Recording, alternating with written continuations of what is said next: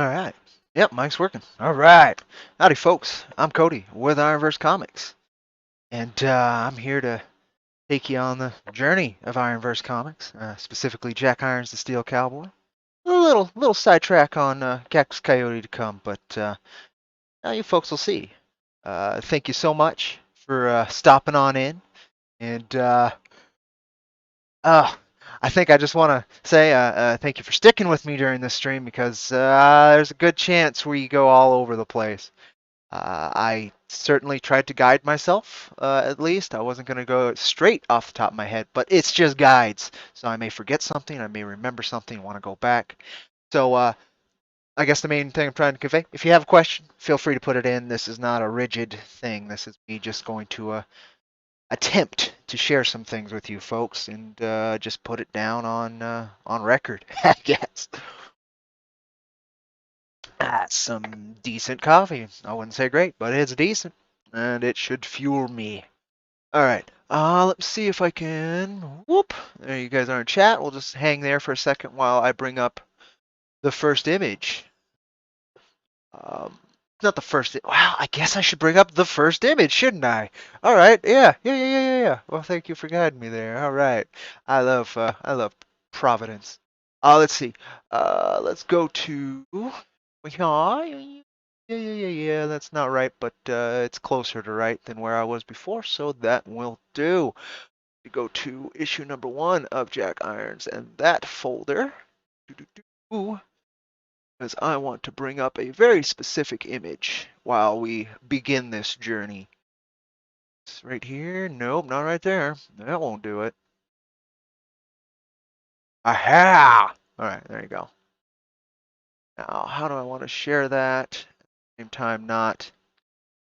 Yeah, it'll do. We'll just do it like that, and then I'll just have to switch it back and forth. That'll do just fine. Again, welcome, folks, fellow creators specifically. I always appreciate you folks coming in and saying howdy and listening to what we're doing over here on IronVerse Comics. My main thing with indie is that, it should not be at war with each other because we can kick, we have numbers, which means when I was marketing this stream, one of the notes I wanted to hit is, let's always make new mistakes, and the way we make new mistakes is by sharing our own mistakes so that others don't make them. So there's going to be some of that. I'm also going to share some of the successes and some of my pride and some of the things I'm very humbled for. And hopefully there's with the bulk of content we're going to be hitting today. Hopefully there's a nugget of wisdom in there somewhere for folks. So let's start at the beginning here with the script writing, but I think I'm going to have to do it like this, and I can still read you guys, and I can see the topics. All right, good. That'll do, and I can still control everything. And then let's go ahead and get the display capture going, which is risky, but at least I can show the proper image I want to start off with. That's not the first image. I was just talking to myself about doing the first. What am I doing? What am I doing? All right, fine. We'll do it that way, Cody. Fine. No, uh, I got it. That was the original thing I wanted to show, so I went ahead and did that, right? But my mind, you remember the Providence just a second ago. I need to go into here, and in fact, we're going to start with concept stuff. Isn't that fun? Let's see. Is my concepts? That's Maxie's. I want mine. That'll relay how crazy stupid that any of this, actually happened is. So yeah, let's do this. All right. There we go. We're gonna start there for the hell of it. All right. So my first topic on here was the genesis of the idea. So I guess I'll just start relaying it, and then I'll show you some of my original concepts to get the goddamn nagging idea out of my head onto the page. And I don't know why I got it onto the page. I never expected anything to come out of any of it. I think I just did it to do it. And yeah, I think a lot of the art will probably show that, won't it? But yeah, welcome. Long road to Jack Irons number 3's release here. All right, so genesis of the idea. So when I was younger, significantly younger, when would this be? This would be 15 to 16 years ago. Uh, God, do I get into my history and why this came to be out of that? Because Jack irons is very much a coping mechanism. There's no running from that one. Um, I guess then, yeah, okay. So what do I mean by a coping mechanism? So when I was getting that transition from childhood to adulthood, I was an only child. My parents were very sweet, um, but a little distant and more of a hands-off parenting style. I helped make sure that I'm sure I'm a very independent and stubborn young man, and I was as a kiddo too. So I'm sure I wasn't that easy to deal with. In fact, I guarantee you, once I was hitting this point where I was making jack irons, I certainly wasn't very easy to deal with. Um, but when the veil of childhood is being lifted and you start getting the awareness of the reality that you are taking part in, both the beauty and the wonder and the mystery and the majesty, but also the sordid, awful depths humanity has reached down to, both for survival and because it can. I was a naive young little kid, so that weight hit me very hard very quickly. And so I dove into all kinds of things to figure out, well, here's this new awareness, which I was sort of already kind of, pseudo aware of when I was even smaller as a kid. You're watching films maybe you shouldn't be watching, like my case, RoboCop, Terminator, Mad Max, things that Road Warrior, things that I probably should not have been watching as a young man. That kind of prepared me, but I couldn't understand their weight and the weight of the situation yet. And then as I got older, I certainly did. At least as far as someone who has not gone through the reality of certain situations presented in those films could could could. Um, so Jack was a culmination of this destruction of innocence. This nah, not destruction. This leaving innocence behind to journey into truth, and the gravity of truth and weight of certain things. And so how did it so that's the genesis. That's the epitome of it. There's more to it that I'll be getting into. This topic's going to be a while. It's just topic one. Oh boy. Um, uh, uh, so let's see. You're growing up. I grew up on Transformers. I grew up on a lot of, Sesame Street, Muppets.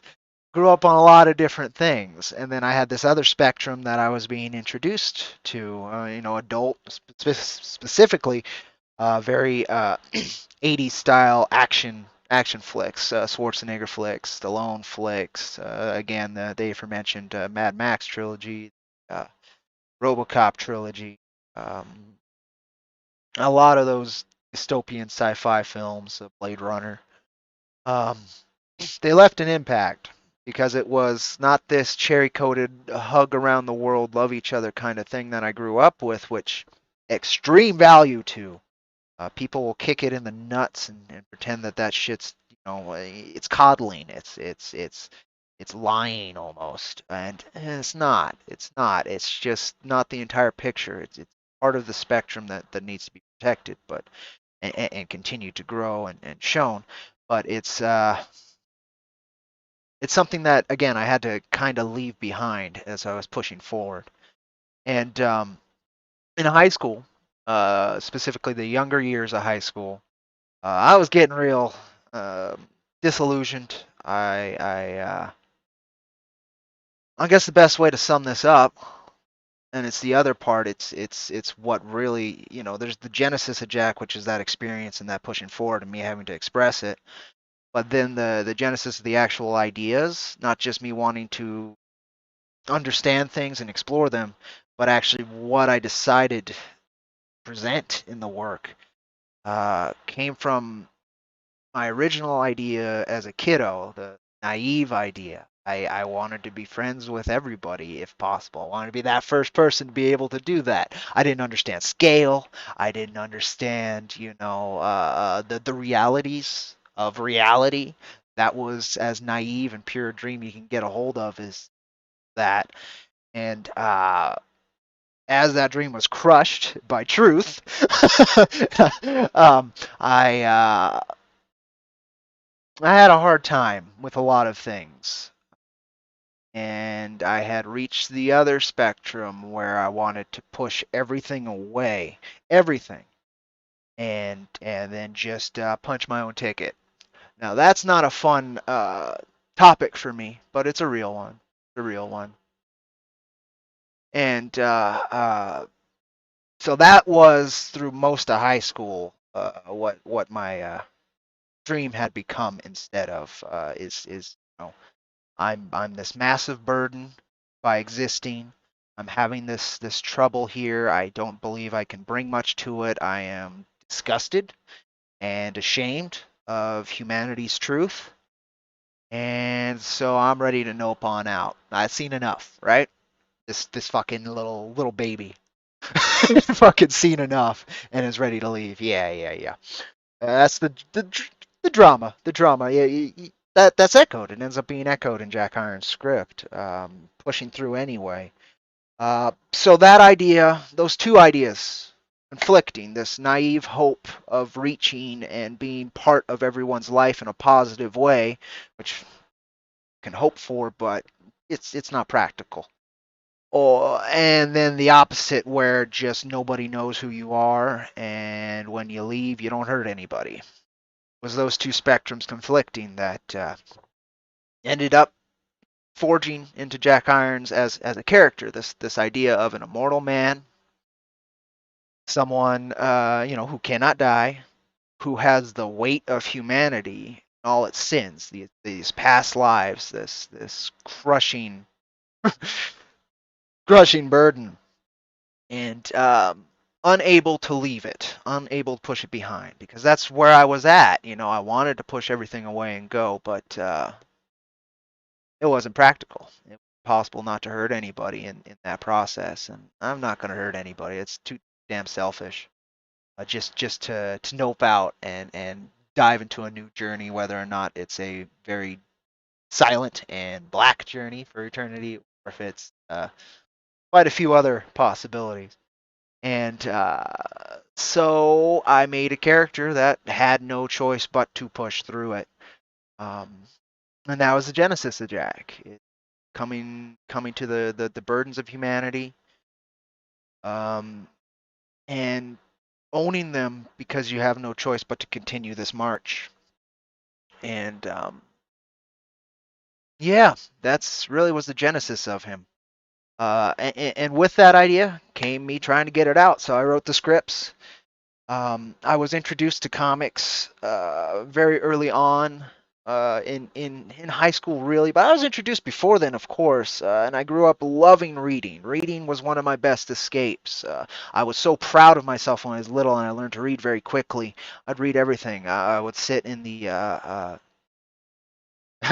when I'd get in trouble in the principal's office or whatever, and they'd have posters all over. I'd just read those again and again and again and again and again and again, and just be so proud of myself that I could read, and that it would allow me to escape and to comprehend these symbols that beforehand were enigma. They were impossible to know to an even younger guy, and I felt like I had this key, this extra insight into humanity. Again, not aware of scale, not aware of a very wide perspective, and I'm still not. But that one in particular, when you're little, affected me quite a bit. So it started my love affair with reading. It gave me those endorphins and reward of accomplishing something very quick and very easily.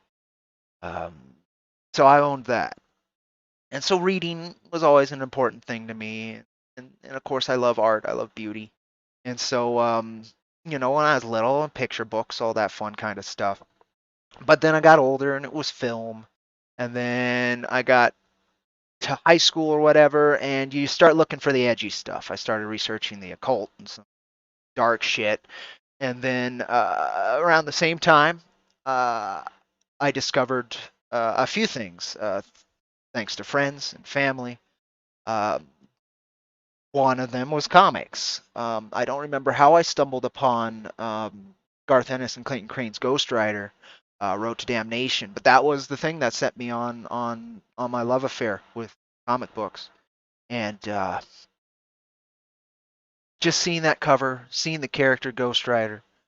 Uh, my father was a biker, um, so I kind of always had that slightly edgier, tough, modern cowboy vibe in my life. And seeing that comics as a medium could present these stories and these ideas that film and television could never present, and then seeing the artistry that could go into it. Yeah, there was no walking away from comics at that point. Seeing the pure expressions and the actual majesty that can happen between those collaborations and in the I just couldn't leave. And of course, I gravitated towards the edgier characters. Again, Ghost Rider was a huge one. Then I found through that I found Garth Ennis, and then I started looking through his work, and through that I discovered Hellblazer, which was an instant hook for me because I was researching a lot of this same shit that's presented in Hellblazer, and when I found that but specifically, I found Hellblazer. I didn't read Garth Ennis's Hellblazer. See, I just found Constantine. I found the character. And I started at the beginning with Jamie Delano's stuff, and not the real beginning. The real beginning's Alan Moore's. I did not start with Swamp Thing, but I did start with Jamie Delano's run on Hellblazer. And when I found the humor that was presented with this darkness, this callous, like, ha, stand up to anything kind of thing with Constantine, that did me a world of good. Did me a world of good pushing through my teenage years and those ideas that were very heavy. Seeing how a man who had this horrendous burden upon his soul because he made some very dark mistakes still be able to smirk in the face of these symbolic manifestations of those darknesses. Oh, that did me a world of good. Seeing somebody could light up a cigarette and just smirk at this ancient, very powerful darkness. Um, oh man, it did me a world of good. Um, but I found that, and also through Garth Ennis, I found the Punisher and Punisher Max, but Punisher overall. And I started reading Punisher Max in particular, and the writing style, the gore, the 80s action aesthetic, but then the thematics, again, these darknesses that are being faced. And Frank, he doesn't smirk at them like Constantine. He fucking utterly destroys them. He rips them apart and makes sure that nothing but them are removed, no matter his own darknesses. And then I found, he is still a patriarch. It was this exploration of a very positive but very heavy aspect of being a patriarch, being a man, being a father in a world that wants to destroy family, wants to destroy your life. I mean, this world is very indifferent, the world itself. Society, very, very competitive to the point of darkness, to evil. And he would find those who went too far and remove that so that others would not have to face the same darkness. And because he had the capability, the strength, the training, and was willing to make the sacrifice because it made him feel like he had a point in this world. Wonderful stuff. And then after, Punisher introduced me to Daredevil. And then I started diving deeper into street level Marvel. Um, Daredevil made me appreciate the writing that can come with expressing sensation, our five senses, directly to a reader, how descriptive that could be, and how well that can be done to place somebody in this superhuman's shoes. Um, and it helped that Matt is a wonderful guy. He's the Batman with even, I would say, often both more and less morality. I ended up being hooked to superheroes through Daredevil. You could say Ghost Rider, but Ghost Rider's it's a horror comic at its heart. Ghost Rider's always been a horror comic at its heart. It's fucking Jekyll and Hyde. It really is. Um, Punisher's a serial killer comic. There's no running around that. So Daredevil was the closest I had come to an actual Cape comic. Now, before I was a fan, when I was younger, I was a fan of the Spider-Man animated series. I was a fan of the X-Men animated series, the Batman animated series. Um, Cartoons had introduced me to the world of superheroes, but not to the world of comics. Um, so those factors combined, I decided, fuck it, I'm gonna try and write a comic with these ideas that I've stuck in my head, right? So I did. I wrote the first few scripts of Jack Iron's Steel Cowboy. In fact, I pushed into script 7 back then. Uh, let's just say most of that is completely cut now. Issue 1 is very close to what I originally wrote back when I was a kiddo. So anybody who's read Jack Iron's #1 is getting a pretty close communication of what I was trying to do back then without any extra perspective. But after that, I've tweaked as necessary as I've been able to manifest this thing. As you'll see, I mean that's just topic 1, and I'm probably about 15 minutes into this. Might be an all-day stream, folks. Might be. We'll see what I can do. YouTube stops you at 8 hours usually, so we'll see. But yeah, so I got those scripts down. Helped me excise some demons. Um, I guess I should talk about how I did the scripts. I started researching what a comic script should look like. Found out there is no what a comic script should look like. I always kind of chuckle when I see writers say, "Oh, I love the comic script format." You love the one you found. Um, as far as I could tell, and now I've seen. I mean, okay. To be fair, most of the scripts I've seen are completely in indie, which is a point. But here's the thing: most scripts I've seen are from creators who have manifested a work. So my thing is, and has always been, the tools at your disposal, and don't worry about how their format. It doesn't matter if it manifests a work, specifically a good work is what I prefer, but a work.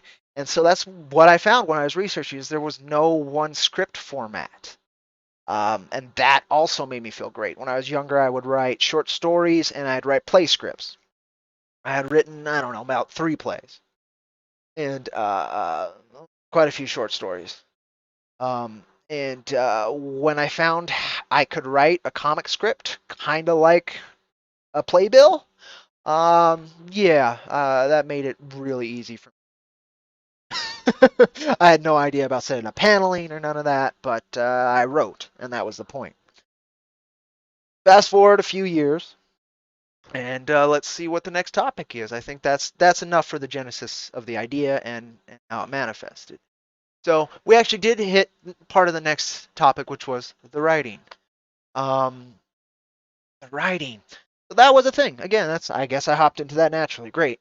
I had found there was no specific way to write it. Stoked. They took all the pressure off my shoulders.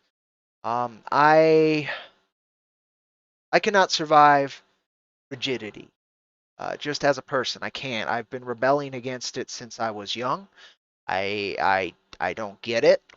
Um, since we all have to make accommodations to survive in this world, I don't see why certain times we can't. That was my problem with the school system. That's my problem with politics. That's my problem with interpersonal interaction. Um, Fact of the matter is, this is a very dirty, unrefined, an unstructured existence, and that we impose this order on it to make ourselves feel safer and feel better. Um, I get it, but it's not the best we can offer each other, and I've known that since I was tiny.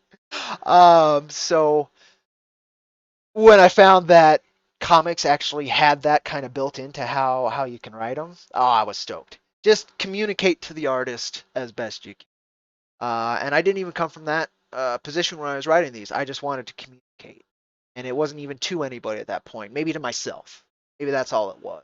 So I could imagine the script existing, comic existing, and that was enough to push me through it, and keep moving forward, even without the hope of it. So at the same time, again, I wanted to, after I had the scripts down, the idea still hadn't really left me. I didn't really want to push forward with the scripts because it was towards the tail end of writing sessions. I wasn't too happy with the scripts, and I didn't really want to tear through them anymore. I had gotten most of what I wanted onto page at that time anyway, most of what I wanted to down. So instead, I went to, well, I cannot really draw, but I want to get these things down, and maybe I could teach myself to draw, right? I was young enough. If I spent enough time, I had learned music. I learned a few different skills. So I was like, yeah, I could learn to draw. I don't have the worst talent. Cough, cough. You're looking at my logo. Um, I had to get the character design down. And I had a very specific idea that somewhat translated to what you see back now. See if this will bring it right to it. Oh, that's something to come, maybe. Really, the first draft? It was. Yeah. So, here we go. So this is fast forwarding quite a few years. I'm through high school, quote unquote, through high school. I survived it. I did not win at it. I'll tell you that much. Those were some hard years. But gone through the scripts. The idea's been sitting there. I've talked to friends, such trying to manifest this. The original concept of the Four Horsemen had been there. That was me understanding the man against the seven deadly sins, except I reduced it down to four that manifests this. And it's just a hell of a thing to push forward here. But before I go on to these original concepts and why I chose the designs and the idea to go along and emphasize the concepts built into the character, check chat. You guys have actually been chatting, and I appreciate you folks very much for that. So let's connect. Uh, Josh the Amazing Animator talks about Wampool also being a roller coaster. Yes, I've watched that and I loved seeing it manifest. I have my two copies right behind me. In fact, on this channel on YouTube, you can check out my IronVerse Comics quickies review of issue number 1. I'm going to get to issue number 2 maybe this week. Maybe this week. I've been having a hard time getting to the quickies lately because I'm having a hard time in many other aspects lately. But since I've been doing streaming, I kind of feel that's at least content on the channel, so it doesn't incentivize me to do quickies as much, which the quickies idea was to that consistent content's going. So yeah, I could do more. I could, but I'm excited to go through 2. I love issue 2. See more. I want to see Roy Torres's journey where he's taking a very cool, lovable character. Science Wizard Comics is manifesting those ideas beautifully. Again, as you said, it's hard to do. Your stumbles have been wonderful to see overcome. Uh, Chaotic Neutral Comics, Woodrow. Oh man, I've got some of these. I know the feeling of having to get it out of your head. Yep, that's a tough one, and I'm so glad we have those drives as humans express these communications just to ourselves in a physical manner, so it's not stuck in the metaphysical head. Chris T. Hero Shack, awesome you are live. I'm glad I'm live. Thank you for being here. I hope you are all you are enjoying interesting. That's gonna be a while, I think. May take a break partway through just to eat. We'll see. We'll see. Josh then says, yeah, I always want write comics, but agonized over the format. How is the best way to do it? You were already familiar with script writing, though, so once you realized that you could just write it in whatever format you wanted, it all finally fell into place and started writing them like film scripts. My co-editor in IronVerse Comics, he writes novels and he writes film scripts. At least that's where he came from. And his transition to comics and manga, beautiful, because he reduces them to fundamental communications. Usually he's doing arts or a storyboard. He doesn't need that extra line of communication to the artist. When I'm reading it, it comes off much more direct and the interruptions talking to the beautiful stuff. And he's hammered out scripts.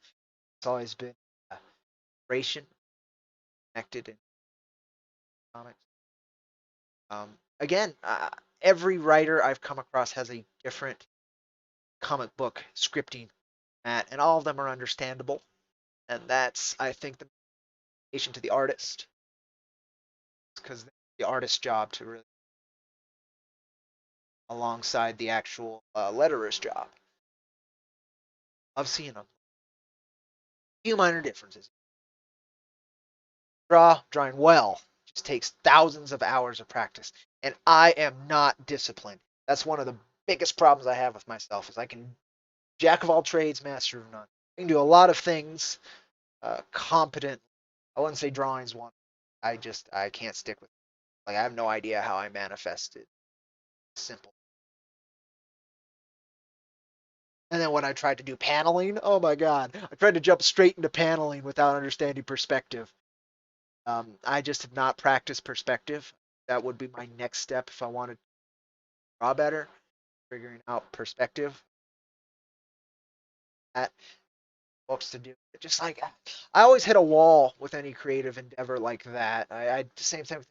I got into the rigidity structure, which is necessary to continue to grow.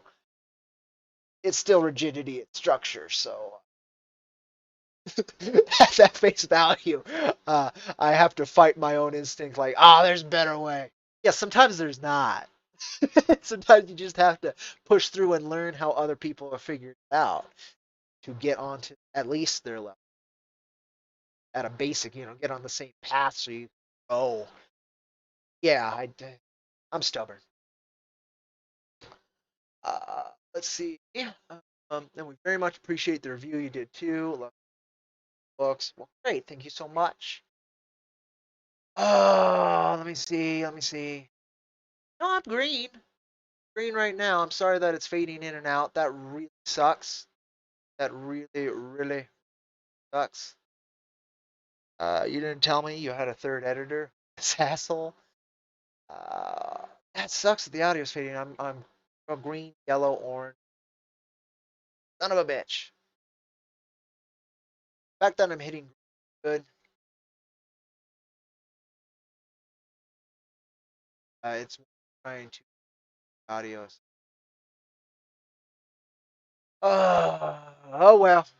Show must go on in this case. Apologies, Josh, if it comes in or becomes worse. I guess. Let me know again.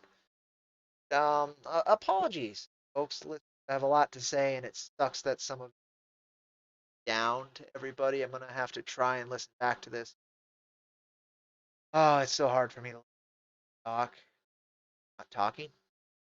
Oh, I have a lot of discomfort that I have listened back to. I'm proud of myself.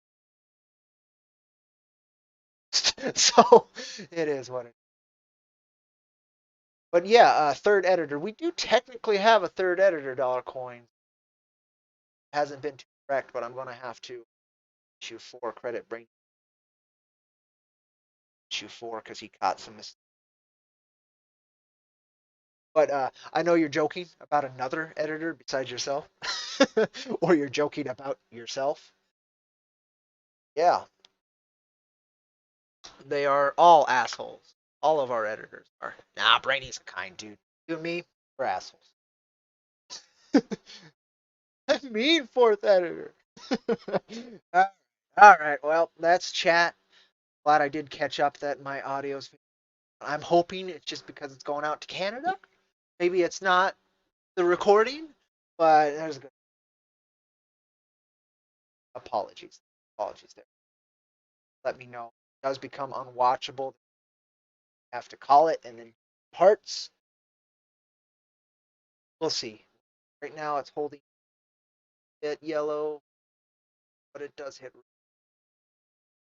That sucks. It just means it's the best I can down and bottleneck, uh, throttle, and accordingly. All right, so I'm gonna call that most of the writing. If you have any questions specific to comic book writing, I'm happy to answer. We do get good Dust Devils here at Dollar Coins, but we can get our wins kicked up. But I'm up in the mountains, uh, northern part of the state, so it's a little less deserty. It's the high desert. We get more of the rain. We're the part of the state that takes the rain because as weather climbs the mountains, it usually loses weight. It rains more. It drops that water, that moisture, so it can keep moving forward without just hitting mountains. And so we're a little bit wetter than some places. In fact, we have quite a few wetlands. The first place I lived in Taos, New Mexico, it was very much a wetland. It was swampland, foxtails, frogs, all that kind of stuff. Water snakes. But swans and cranes actually is very cool, and herons. We'd get herons. But no fish. But mosquitoes. Oh my god. But you go a little bit towards what we call the gorge, and it gets drier, and you get sagebrush taking over as basically sagebrush and juniper as the only kind of fauna or flora that are around here. And then as you go further south, you start losing even the juniper trees, and then you just get sagebrush and then cactus. And once you get down to the southern of the state towards Mexico, it's classic southwestern desert. I don't know what you did, but the audio is better. I sacrificed to the machine gods, I guess. But I'm so glad it's better. There's probably is part of this stream that it's worse, and that sucks. But I'm glad it's better now. I see it hit red and I see it hitting yellow and red status on OBS here and there. So, eh, it'll be what it is. Doggos too, yes, here and there. That made me think about. So this is a poor state, and it's one that's very well spread out. So a lot of things that you don't think you could get away with in most places, you can very much get away with here. And so that helped a little bit. And a lot of the Genesis, and we're on the writing, and we hit the Genesis of Jack, but we'll step back into that a little bit. What set up some of the flavor is where I live. I've had native family, and they are family. Not by blood, but they are family. I grew up with in what we call our pueblo reservation here, the Tiwa Reservation. One of the oldest, if not the oldest, continuously lived in structure in the United States, um, and one of our tourist attractions up here. Um, Living next to a res, living in a res here and there, staying with this family. We've had to do that a few times when I was younger, anyway. Uh, it teaches you some things, some very beautiful things. It's beautiful culture in a lot of ways. This is also the site of the Taos Revolt, the start of the Pueblo revolts, where the natives kicked the Spanish out for quite some time. Um, there's a lot of the history of this land that ingrained itself in me because it's some very cool and very dark stuff. Um, and their people. So the New Deadwood Reservation has a lot of influence from my experiences being on the edge of the Taos Pueblo Reservation as well as being within it and enjoying. and learning and growing from my family who live in there. Um, but this is also a meeting place. We have one of the sayings here is wabi sabi. It's east meets west. We had all kinds of folks come to this place because it was isolated. In the 60s, the hippies moved out here, so that attracted artists and all kinds of other folks. Um, Wonderfully culturally rich for such a small place. And all kinds of cultures, Native, Asian, African, Spanish, Caucasian, and all the kinds of Caucasian, Irish, Dutch, just so many cultural influences slamming into each other here and finding ground. There's the three main ones, which are the white folks, the Spanish folks, both Mexican and Spanish, and the well, both Latin American because we get Argentinians, we get Brazilians, we get Portuguese. Um, but so many cultures slamming into each other that I grew up with. With their kiddos. Um, it's a trip. It's a trip. I've been blessed with my life. And I'm glad I eventually realized that because, as we spoke of before during the Genesis, I was very much disillusioned with existence for a while there and thought it was a cruel joke. But now I know it's just a joke. It ain't cruel. It's a hell of a thing. Um, all right, let's move on to the next bit, which was the next bit's to search for an artist, but in between the writing and search for an artist, we have these concept works. Jack Irons, Steel Cowboy. The idea, the name, the title, Jack Irons, Irons. Okay, let's go each word. Let's go each word because they all do have meaning. Jack. It's the original folk hero. When I think of folk heroes, Jack. That's the name I come across all the time. Samurai Jack was a massive influence on Jack. It was again this culmination of cultures into this one man to face this great evil. Samurai Jack and Jack Irons share that. Um, very much so, very much so. How they go about it is very different. Samurai Jack was trained by these cultures. Jack Irons has them within him, the memories. He has existed as these cultures. Um, So that's that difference. But Jack is besides the Samurai Jack, which I wanted to homage that because of how important that was to me growing up and seeing this connection and how many cultures can come together to face our common problems. Um, so that's a direct. And I'm very humbled to be able to share in that.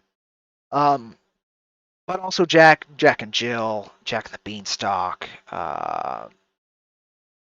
That name has this iconic folklore to it, and I wanted that to be part of what I'm doing here because again, it's this amalgamation of human history. So I picked an English, very common English folk hero name. Irons, slang term for guns, of course, revolvers back in the day. Slang term for shackles, handcuffs. A man in irons, he's handcuffed to existence, but he fights back. Irons, uh, revolvers. Um, And then I realized you can't just call it Jack Irons. I wanted to, but that's just you can't. I don't know if it was instinctual or what, but I wanted to have a follow-up title. Not just Samurai Jack, not just Cowboy Jack. Nothing like that. I wanted a sub theme. I think it had a better rhythm. So it was Jack Irons and then the Steel Cowboy. I wanted to contrast metal. My original Genesis with Jack Irons, besides that character, which we spoke of earlier, once I dove into that and I realized how rich this universe could be with the Four Horsemen concepts and how big and monolithic these ideas are. I know one man, no matter how many people are within him, can't directly oppose that. I knew it's a team game. We need each other to rise above these things. And so from there, I was like, you know what? I haven't seen. I want a heavy metal Justice League. I was an edgy kid again. Ghost Rider, Punisher, Daredevil, the street level, more brutal heroes of Marvel Universe were my main inspiration, and Justice League was more candy puff for kids. I wanted something that had that edge, and I wasn't very aware of the other attempts that have been made. I would say Image Comics' first, run at these things were kind of what I was thinking. A slightly edgier Justice League, but I wanted these metal themes. Big fan of heavy metal at the time. Still am. It's in fact that music has kept me going again and again and again. It's the spirit of rebellion and of community that is formed in heavy metal alongside looking at these dark things and then owning them. These are ours and we're going to use them for good. Again, Punisher it's very similar um, conceptually, taking these darknesses and using them for good. That's why I see in heavy metal as a music genre. Um, so I wanted to express that. And so the Steel Cowboy, the Golden Monk. It was originally the Silver Soldier, and now it's Silverado, Lady Silverado. But I had come up with these things, the Platinum Knight. Uh, so that's where the Steel Cowboy bit came in. And it just sounded good. Jack Irons, the Steel Cow, refers to his unbendable nature, his unbreakable nature, allowed me to put two types of metal in the title, which I thought was cool to homage heavy metal, and to also kind of help communicate. This is a tough ass cowboy. That's what you're getting when you look at the book. You're getting this hard edged old man. Old concept that is pushing through a lot of new concepts and a lot of very old concepts that continuously adapt and evolve and continue to oppress things.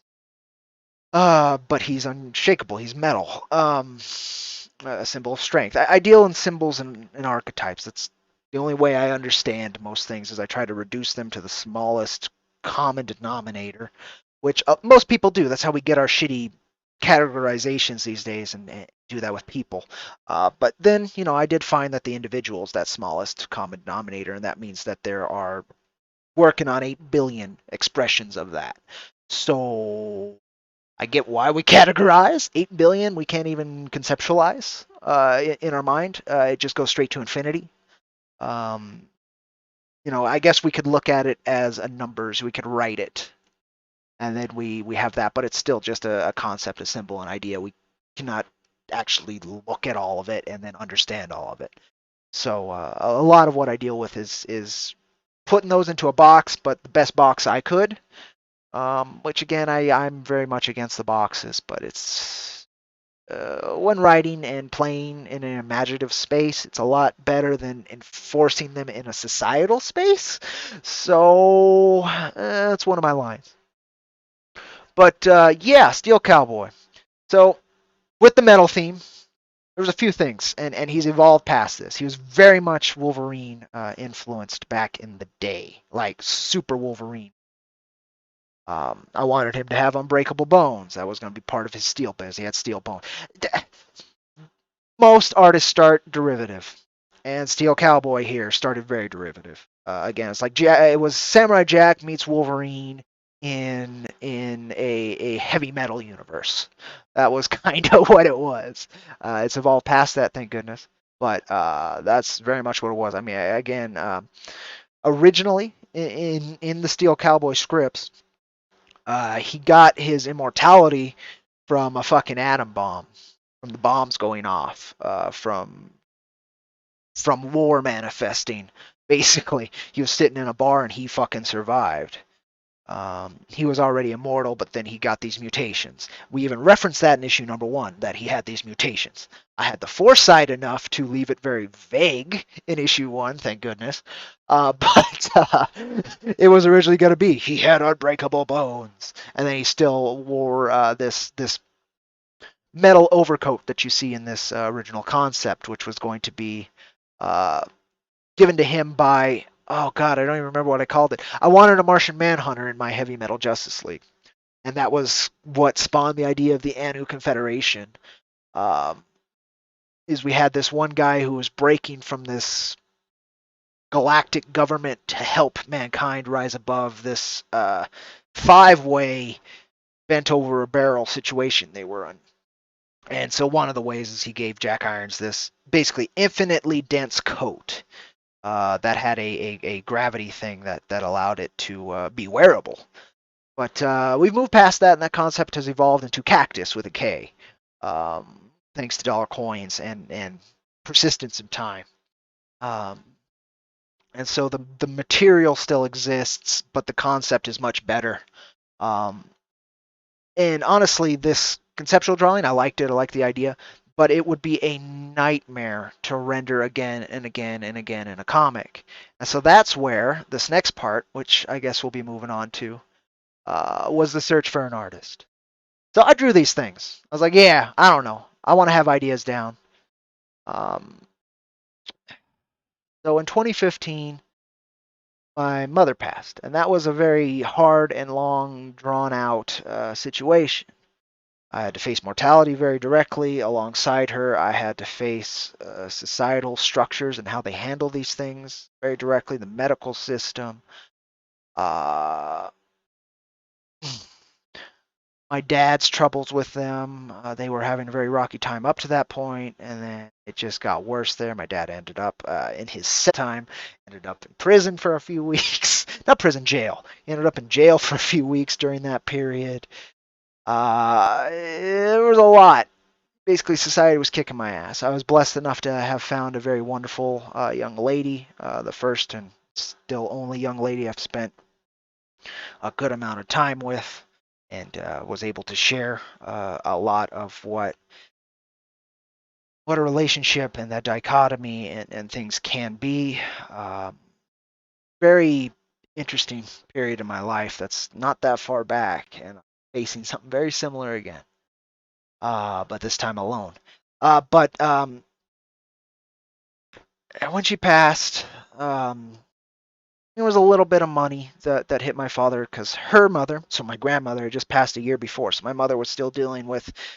She had, God, 6 brothers because of her mother's search for a man and trying to have a father figure in all the kids' life, and she kept finding uh, men who had kids. Uh, but anyway, I don't know these uncles very well. There was one I knew, which was her only. No, no, she had 2.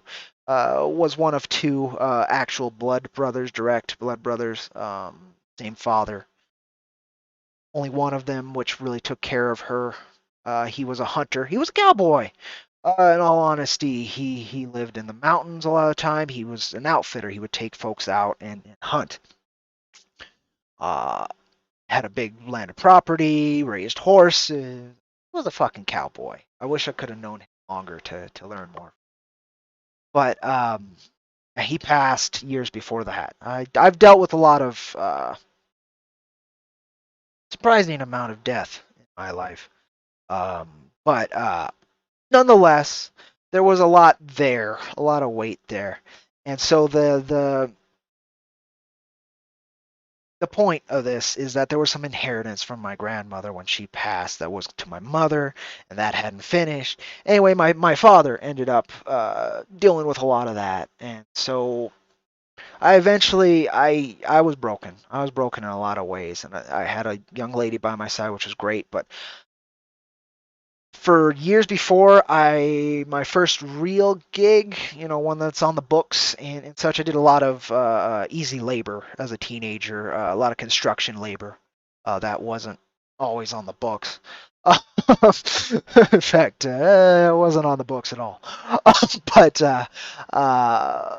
my first gig was a personal care attendant to my mother through Mountain Home Healthcare down here, and so I learned a lot of medical stuff and was taking care of her, and then that hit ahead and extra weight there, my job to take care of her, and she's a fucking cyborg on a bed, keeping her alive and a lot of that stuff. Anyway, when she passed, ended up with a little bit of inheritance. My dad did, and eventually I needed to push forward, do something, anything, because I was out of a job. I was dealing with grief.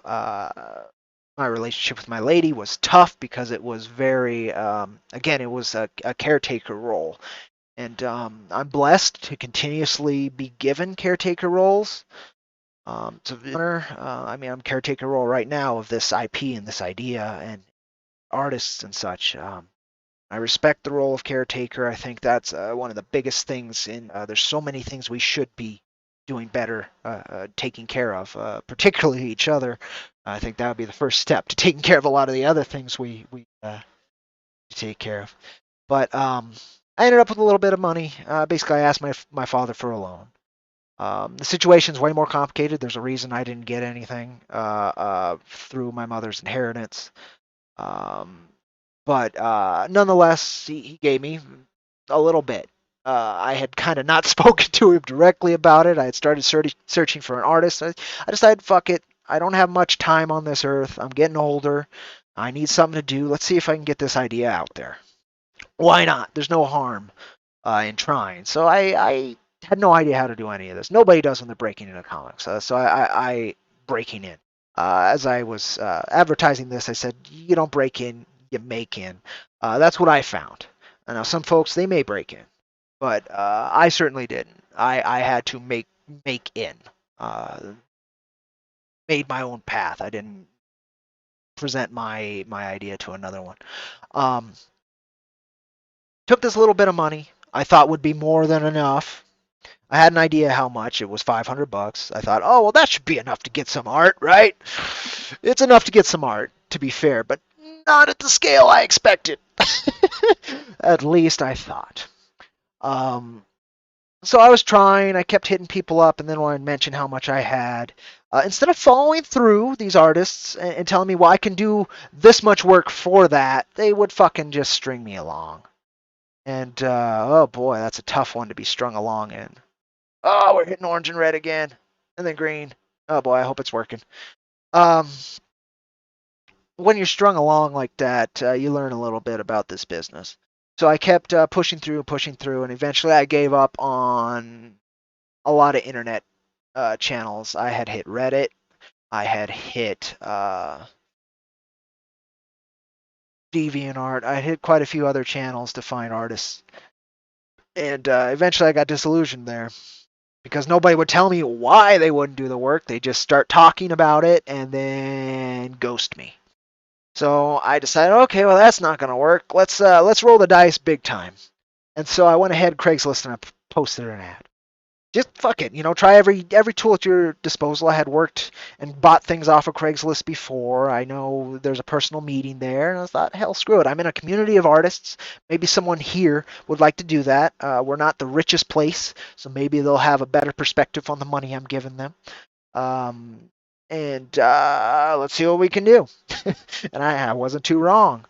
Within, God, I don't even know how long it took. A young man named Maxi Dallo responded to me via email, and we started chatting. I saw his wonderful work, and I was like, huh.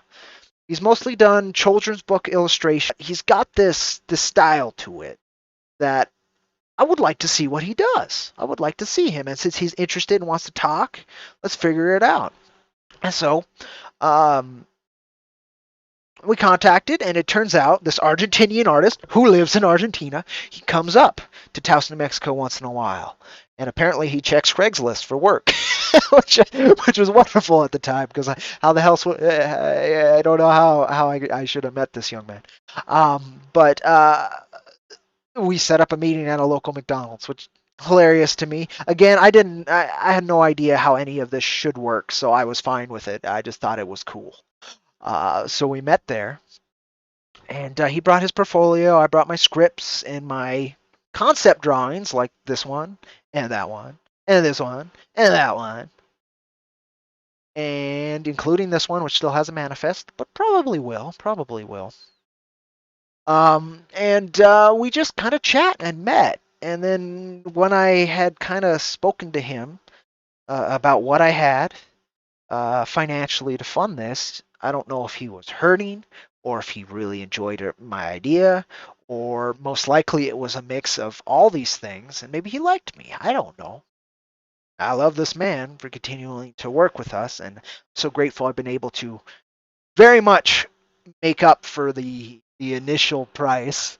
We worked out a deal to work out the lines for issue number 1, 24 pages and everything. Brought a contract and met at McDonald's again, signed them. Each had a copy. He got copies of the script, and we went about our ways and just kept emailing throughout 2015. I think 2016 we busted out. I think just 2015. We might have even done it that year. We busted out the first issue. Now I had no idea about lettering. I thought, oh, I could do it. It's easy. It's easy. There's no art to it. It's just putting words on a page. Anybody can do that. Well, I did it. I did it at first.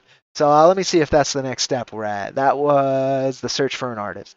My main bit there, if I have to sum it down, is don't give up and don't go in with expectations because you never know if something's going to work out or if something's not going to work out, and you don't know exactly what way it should unless you've done it a few times. Once you've done it a few times, there is a standard that you should try to uphold to yourself. In particular, the payments and the quality of art that you'd like and how they work together. I was blessed, absolutely blessed, this meeting, but not everybody's going to be able to, and certainly most folks should be paying their artist much more than I did for that first issue. Specifically for the talent at show with Maxie. But again, we're both young men, and I think he wanted to roll the dice and wanted the money, and I was more than happy to roll the dice and get this thing manifested. So anyway, I lettered the thing myself. Oh boy. But it got it done, right? I have this comic. Throughout that year, I lettered it myself while waiting for my lady at college while she was taking her courses. I just sit there with a laptop I was given by her dad and just work through Manga Studio, which I think is now Clip Studio, and letter the thing. Figure out lettering. Not very good. Not very good again. I wish, I don't know if I have my lettering around. I might. You know what? Give me a second. Give me a second. This is going to be a long stream anyway. So, see if I can pull up that lettering. I think I know where it is. You folks could see. My main thing, I think, is it was massive, big old lettering. Fucking picture book lettering. See if I can find that. That might be interesting to look at. Picture inspirations, concept, the final script for Jack #1. That's hilarious. My lettering. Yeah. Okay, let's do page 3. Let's do page 3 because that's an iconic page. Yeah. All right. Cool. Cool.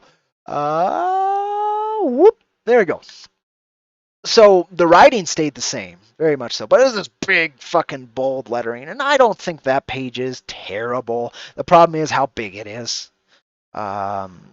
It doesn't let the art breathe very well. The flow is fine, but the art doesn't breathe very well, and I didn't know how to line up words for lettering very well, and I still don't. I think that's one of my weakest points, besides not knowing how to do a lot of the tools in Clip Studio. But so I lettered it. Kind of looked like this. Let me see if I can pull up another page. The problem with it is they're all in individual folders.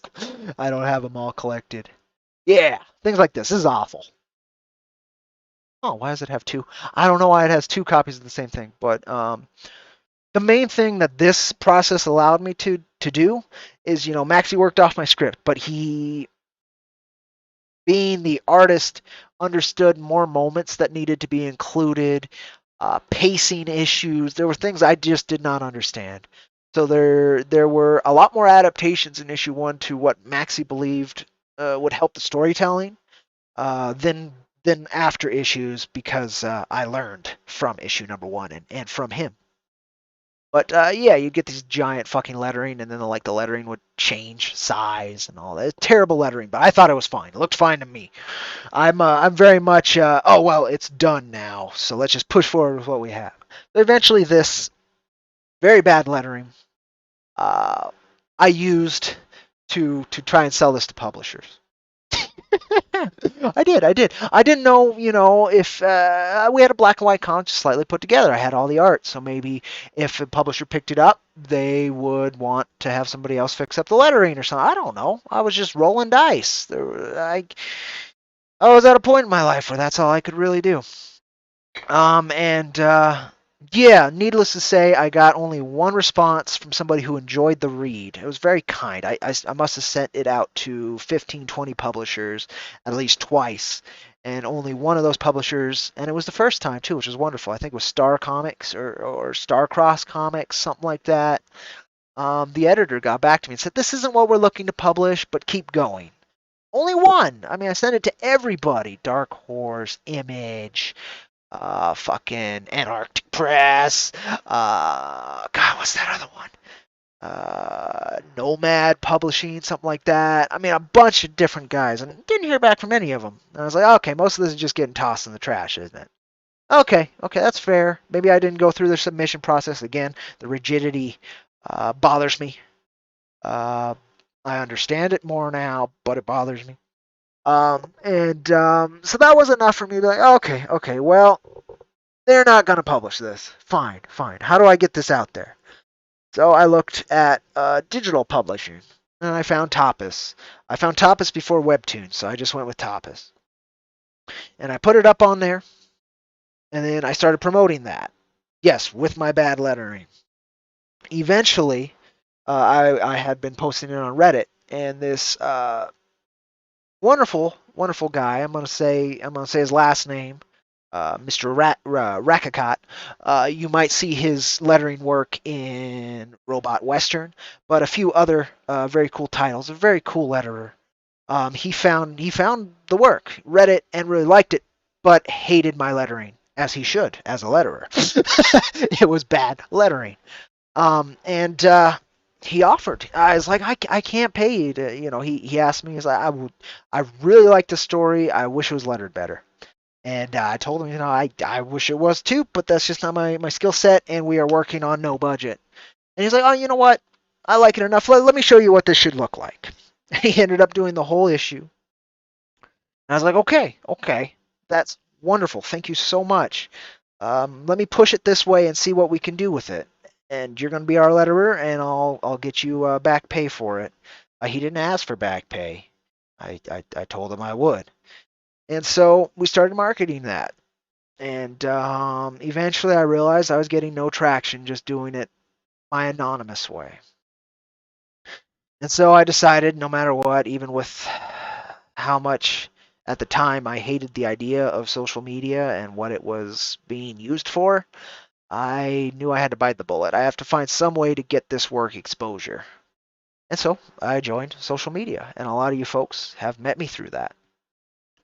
Um, and let me show you one more thing. I can show you his lettering. Let's see if I can find his lettering for page 4 here. Let's see, lettering done, page 4. Tobin's. Where's Mr. Tobin? Tobin's lettering. Oh, it's in a PDF. Okay. And this is again rough in case we had any. So this is his compared to mine. Holy shit. So much better. So much better. He also added the emphasis with bolding, all kinds of good stuff. Let's do that. And we'll do it this way. Whoop, whoop. And then you can kind of see the evolution. He wanted it straight down. Now there's going to be differences in his to the final as well when we had to get a new letterer. And we'll get into that too at some point. But I joined social media. And yeah, that's where I met a lot of you kind folks over time. Very glad I did join it, but the trepidation that I had sticking my toe into that water, I can't understate. I didn't want the world to know I exist. At the beginning of this, I spoke about how that was kind of a foundational thing to how this whole thing got built was wanting to sever all connections and then nope on out of this existence here. But yeah, I was like, oh, well, I either lean into the dream and try and do something I can be proud of, and maybe make good on the loan I got to get it started and all that, or I give up on it at that point. So I was like, okay, I can't give up on it. I mean, it's right there in the goddamn script I ended up writing to Maxie's wonderful art. Um, and yeah, so I started marketing this through Tapas. I was, here's a free comic, look at it. And I was very tenacious and very loud on Twitter, a little bit on Facebook, but mostly on Twitter, trying to get this out there. And my timing was good. I can't understate my timing. Doors had been kicked open in indie comics because people had gotten sick of being spoon fed what was out in the mainstream. I wasn't aware of the quality of mainstream works at that time.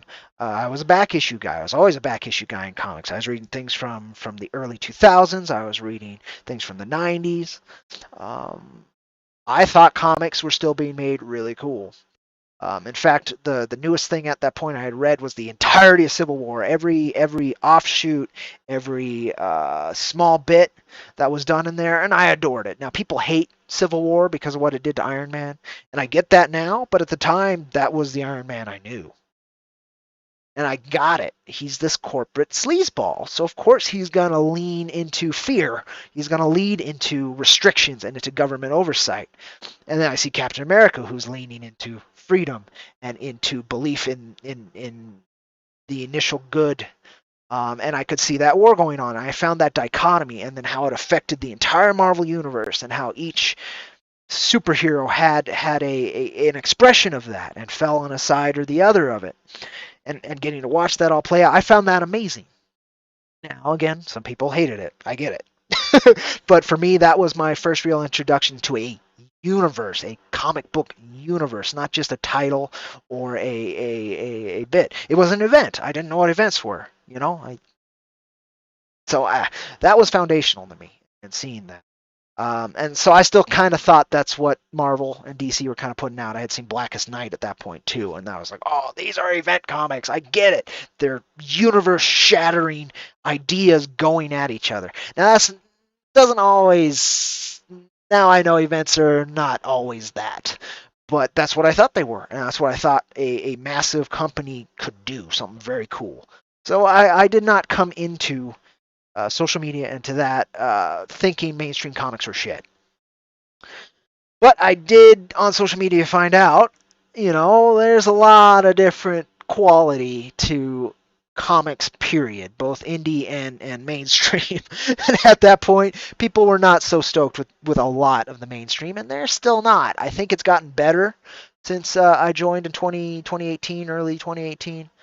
Um, but yeah, the other bit of that. So the process of me pitching the Tobin Rakicot version of these lettering and the free Tapas issue, that was years. We had this thing out there for years. So I'm really glancing over it. But I had a lot of other things I was dealing with in my life, and at that point I was taking care of that young lady and trying to take care of myself, taking care of my older father, her older father, and just trying to build a new family is what I was trying to do. End of 2018, that all went south, and I'm still trying to make sure I understand all the lessons from those set of experiences and what it culminated to. Needless to say, I was back in the position of being very much lost, and that's what made me jump into social media. Honestly, I was like, well, I either roll the dice and try my damnedest to get this working, or I give up and find something else to do with my life, because I was at a very low point.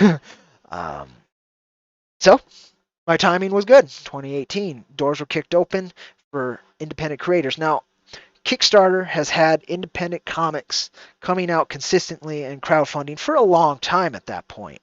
I wasn't aware of it. Then I became aware of it. And I thought, well, that's a hope. Can I do that? Can I figure that out? And I asked that question and pushed through it. Let's see, we did the creation, we did the attempt at lettering. All natural, too. I didn't have to look at my script. That's great. The original web release, yeah, we spoke of that. Great. The first letter, we just spoke about him. The re-release, which is what cool. I'm hitting a lot of these points naturally. Great. The pitching, yep, did that.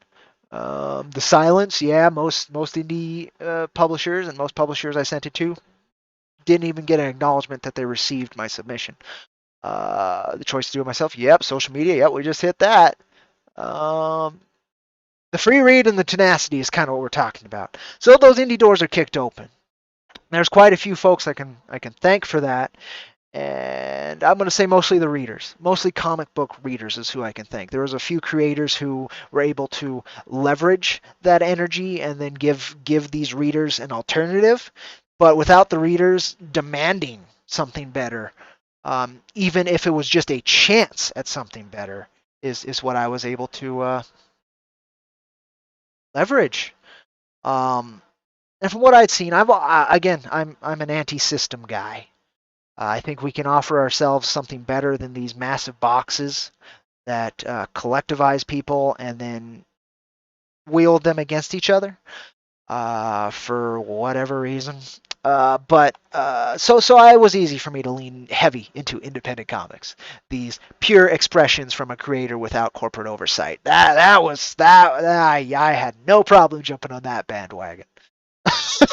I was there, and as I saw that the same anti bandwagon hopping actually was a bandwagon itself that I had hopped at. Once I realized that, I started to distance myself from the overall concept of the bandwagon and focus on the symbol and the idea and what I wanted to portray as an individual that aligned with that.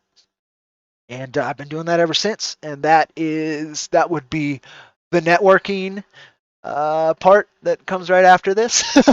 I found others who also recognized that fighting fire with fire does not always work. In fact, you mostly end up just burning everything to the fucking ground.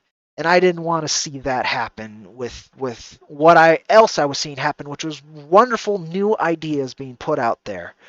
And being able to be funded and being able to be shared and the energy and seeing happy readers, folks enjoying these ideas that came straight from somebody's soul to them without having to go through the corporate filter. And so I kept on with that. I found those folks. Uh, they saw something in the work I'm doing, and that's how you network. You find commonalities, and if you enjoy their work and they enjoy your work, then you have a platform there to synergize and express the commonalities there. And that's how I network, how I've always networked. If I see commonalities with somebody, even if there's a lot of, I'm going to say disconnect, that's the kindest way I can put it. There's things I disagree with. Doesn't matter so much to me because the commonalities have always mattered more to me because that's what needs to be front and center and what allows things to grow. So I've worked very hard to do that and to carve a space that was like that, and I will continue to because so far it's worked. I've made wonderful friends. I found amazing peers. Been able to enjoy unique works because of that. So very stoked. Social media was not the giant terror I thought it would be, though there has been many prices paid to continue that growth, and I'm not a fan of all of them, all of the costs, but I would still say it's been worth it so far. So far, and there's been a lot of pain and a lot of growth, but it's been worth it. Uh, so from that, I was marketing it. I got some people looking at it, and then I saw crowdfunding the same time. And I was like, okay, well, I don't have the financial ability to just pay for pages or to just push things forward. People like our work. There's a chance I could leverage this thing called crowdfunding to be able to get folks this work again, to continue what I want to do, and to get some amazing talents a paycheck and all of that. So I rolled the dice. Again, I rolled them at the right time to allow awareness in an IP that honestly is a little overcomplicated. It's not going to appeal to everybody. It's very niche. That's perfect for indie comics. Uh, yeah, running that campaign. So, yeah, okay, that'll work. Let me find Okay. Oh, I gotta do this just in case I have some. I do have some things up that are actually under NDA that I can't show you folks. So let me make sure I close those because I don't want to get in trouble. But let me see. I want to show you the original campaign. Now we can talk a little bit about that. Again, this is going to be a very long stream, folks, so buckle in if you want to stick around and leave at any point. Just let me know. I want to say goodbye. I love you folks for stopping by. So here's the two. I did leave out an important part. So we're going to start with the important part, and then we'll move on to the other part. So I was regaling this a little bit out of order. I did forget. So I had been marketing the Tapas edition for a very long time without social media. So part of what really got me on social media was failing the first attempt for crowdfunding. Let's look at this first attempt. I got $10 on it, but it says 0%. You liars. I think it's because I didn't fund, so it's all or nothing. So we'll go through this first campaign. I haven't looked at this for a very long time. This will be fun. It'll be fun. So let me hit that. Boop.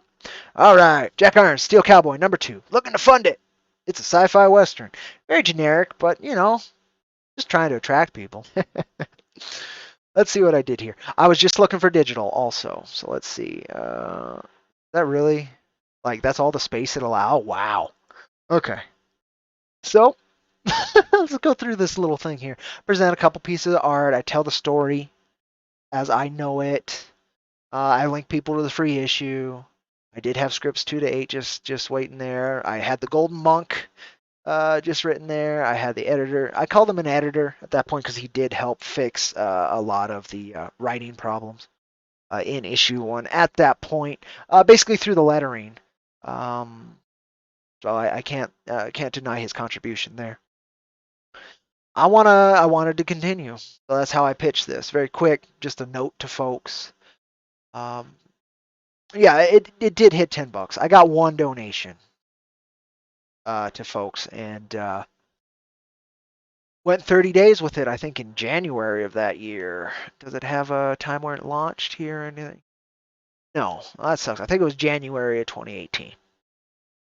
So it was to February, and then it just failed. So I was very depressed, and I was like, okay, well, that didn't work. What can I do now? I guess I can join social media to really try and shot in the arm. And it was the right time again. So this is the campaign when I joined social media. Now this video and this color, that wasn't there at the beginning of this campaign. Nothing with color was at the beginning of this campaign. I edited, yeah, see, it's very much the same pitch even as the last pitch. Pretty much exactly the same pitch up till things got crazy and we actually started making. So I joined social media, started marketing this thing. And again, the right time, the right vibe for folks who were looking for something new and alternative. They were looking for creators who were not self-righteous about their creations, who were humble and wanted to present their idea to the readers, not the readers have to read this, not expecting the readers to read it. That was a big thing. And that's what happened. I started getting things out. I got merch store just in case. And as I was marketing this, and this actually got steam, I was discovered by many amazing creators on social media who helped push it. I was discovered by a very cool publishing company called Wicked Publishing, who had been, I think, about 2 years in the publishing game at that point. I just wanted to fund a black and white digital. That's all I wanted. I just wanted to continue the story, right? And in promotion, I discovered all these alternative angles. And being the man who avoids rigidity, as I do, I find it a waste of our fluidity, our ability to adapt. I fucking adapted. So there's a lot of things that were here. That perk wasn't there originally. This was the main one, and you'll notice all our tiers here are just for PDFs. Just for PDFs. Even at this point, I didn't even offer more. Just PDFs. And yeah, that did not stick. So what I ended up doing with this as we adapted, Wicked Publishing wanted to pick me up. I had no idea about printing, shipping, and stuff, but they're like, "Oh, we can print you, and we'll even help you deal with those costs and stuff. That'll be our investment in you as a creator." Wonderful, just fucking killer. So I was able to market a physical book, even though the tiers were for digital. Again, adaptation. Folks backed me anyway. The $25 tier, we were able to offer physical books. So here we go. Boom, there we go. That was one of the first adaptations right there. All of it just written in the campaign. None of it written on the tiers, none of it there. We just adapted. Fuck it. Let's make, if we can offer something better, let's offer something better. And I was able to. Marketing that issue again with the better lettering and such, I started meeting other artists, fan artists. We started getting fan art, which, my God, is that an inspiration? Thank you all so much. And eventually we got this wonderful colored page from Matthias Laborde. He found our work. He loved Maxie's lines. He wanted to color it. Look at that fucker. Look at it. Imagine a younger man like myself just expecting black and white comics, working from zero budget, getting print issues as an offer, and then this guy shows up with this. Time to adapt again. Let's get this guy working. Let's do this. So that's what we did. We added that tier as well. Well, we added that as a stretch goal. I knew my original budget up here, which was I think $2,500 just to get the line art done and the lettering, and the back pay for our letterer. Our letterer, the first letter. And holy hell, beautiful stuff.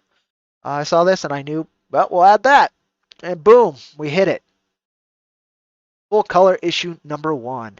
I did not do it to fund issue number 2, color, but then we did. We hit another stretch goal. Just kept adapting as we got more and more funding due to folks liking what we're doing and this beautiful work. And being able to read issue number 1 in its entirety. That was a big one for free. Folks could actually go and let the work speak for itself, know that we can produce this, and let's do it. I still don't know why people took a massive risk. How many people? Again, almost 400? 300, 425 folks. Not just almost 400. 425 folks went ahead and backed us and got this funded. We did that, and then this was the final stretch goal, which started getting out of hand. So after we funded both issues, full color, letters, all of that, we started doing pinups. And at about 5 of them, I had to kind of call it because then it gets a little impractical to print them and deal with it. And we needed to make more money, just for pocket change and to continue. And so during this, we lost our original letterer. That was the first blow to the project. And the reasons why is because of how and where I was marketing. There is a very huge division with these boxes that people get placed into. And our wonderful first letterer, he didn't want to get placed into one of the boxes that people were placing us into. And I completely understood that. He was wonderful. He allows us still to this day to market the black and white on Tapas with his lettering. Very kind dude. If you see his name pop up on a crowdfunder, I very much recommend supporting it. He is very smart on the projects he ends up deciding to work with, and he's an extreme talent. But he wanted to part ways. He didn't want to be placed into that box, and I don't blame him. I didn't want to be placed in that box, but I didn't care if, and I still don't, if people place us in that box. That's their choice. I'm not part of that, but if that's what they want to see, fine. I can't control other people's attitudes, and I'm not going to actively fight against them. That's not my job as a creator. My job as a creator is to get this work into people's hands and let it speak for itself for the message I want to put forward. And if you saw me and our work as a higher level of aggression or antagonism to the mainstream than you are comfortable with, I totally understand that. And so he parted, and we parted amicably. And so I was stuck without a letterer. We had this wonderful young man do one of our first pieces of fan art. Vincent Rush. Let me see if I can dig up just his lines. So I'm going to hit this real quick, folks. and see if I can dig up just his lines. I think that'll be in my fan art panel there. Boom, boom. Do we have the black and white from Vince here? Just a Vincent Rush. I do, but I think it's in here. Boom. For Vince. Yes, we do. Excellent. So I got this wonderful piece of fan art, right? Not one of the first, I don't think, but it was very early on. You see this fan art, and you want to work with this man. I couldn't pay him for artistry, and we had no direct bit there. But I saw some of his own work, his lettering work on some projects, and I thought, well, I need a letterer. This is an insane talent. I still want to manifest the piece that we've been trying to manifest last campaign that didn't work out. But let's see how it goes. Let's see how it goes. And eventually, at a certain rate, and he's a young creator, so he wasn't 100% confident in his lettering work. But I saw it, and it was fine. And he had both my shitty lettering to go off of to not do that, and he had Tobin's lettering to go off of to kind of get the vibe. So I wasn't worried. I wasn't worried. I want to work with this young man, and I want to boost his incredible line art as much as I can. So we got that working, and we got a new letterer. Okay. Through that, also, I was like, you know what, as a thing, and I want to see how it works. Let's see his lines colored by our new colorist. So I don't mind opening this because it's just a fan art folder. You folks can see that. There's a lot of them. Whoop. We ended up with this piece, which I also used for marketing and is available as a pinup from Wicked Publishing. I still think they have some left if you want to go to their website and order one of these prints. And from our previous campaign for issues 1 through 3, it is the metal print. I love this piece very much. Matthias Laborde and his lines are just gorgeous. In fact, I've used it as a t-shirt. I've used all kinds of things. And man, just a lot of blessings we received on that previous campaign. And so we had our team, as far as I was concerned. Now, partway through, so Matthias Laborde, during production, there were some breaks and some stumbles. He's worked for a lot of the bigger indie companies like Boom and such. And eventually, I don't know if it was, again, because of associations that we could not control, or if it was because of... I'm guessing it's the reasons he said, which was comics just were not paying him enough to support his family at the time, that he had to step away from issue 2. And that really sucked. I loved his work in issue 1. We got that finished, which was so cool of him to go through all of that. But so I was stuck partway through production. We had already gotten lines in from Maxie for issue 2, which, again, it was 5 years after issue 1's original manifestation from his lines. And so his art style had changed quite a bit. Now, a lot of people don't bring it up when they look from issue 1 to issue 2, but it's changed a lot. It had changed a lot. And that was enough for me to say, okay, this is fine. This is fine. We'll find another colorist. We'll get this done. It doesn't matter. Issue 1's kind of an issue 0 anyway. It looks different. The color change isn't going to be that bad. But we had our vibe set. So we kind of had to still stick to a very bright palette, which isn't exactly what Maxie wanted, but I think it was what the book needed because it needs this fantasy, dreamlike feeling to it. Because it's a man at a bar regaling a tale that might not be true. That's colorful. That's bright. That's exaggerated. Maybe the color palette should support that. So that was a hell of a thing. We took months and months, and it did delay production, looking for the right colorist to step into these boots. For issue 2, I tried many colorists. I think I paid for about 7 tryouts. Some of them came close. I didn't like any of them. But it got to the point of this campaign, I need production. So if there was one Max he liked, I was going to push through. And he didn't like any of them either, which sucked because that was a lot of money out of the hole for nothing. Eventually, he started looking, and he found this guy he liked, who's kinda would do things that were similar to Matthias, kind of a brighter palette. And we tried him out. And let me show you the trial page for that. I'm gonna go ahead and whoop, real quick. This was the first trial page for Mr. Stephen Cannon. Uh, Still haven't got an answer if it's Cannon or Kenyon. He doesn't put the Enya on top, so I think it's Canon. But still, let me see. It's not fan art. It would be under. It would issue 2. I could show you some trials, such that I didn't like, but then I would maybe be calling out specific artists and saying I didn't like their work, which isn't very kind.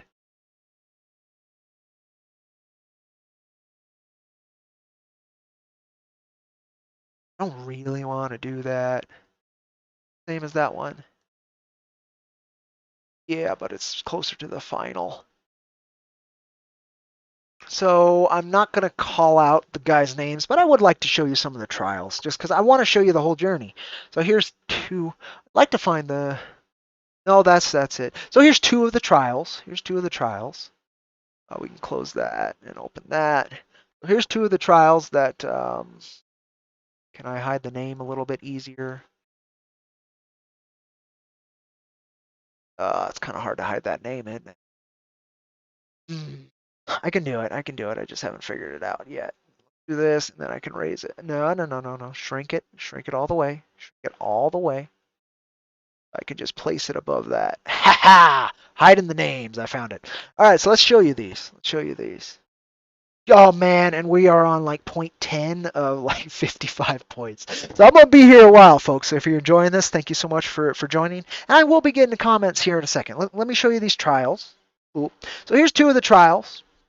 Maxie kind of liked this one on the right. And I kind of liked this one on the left because it was vibrant. I wanted vibrant. And I was going to push through with this one on the left. I was like, screw it, we'll just do it.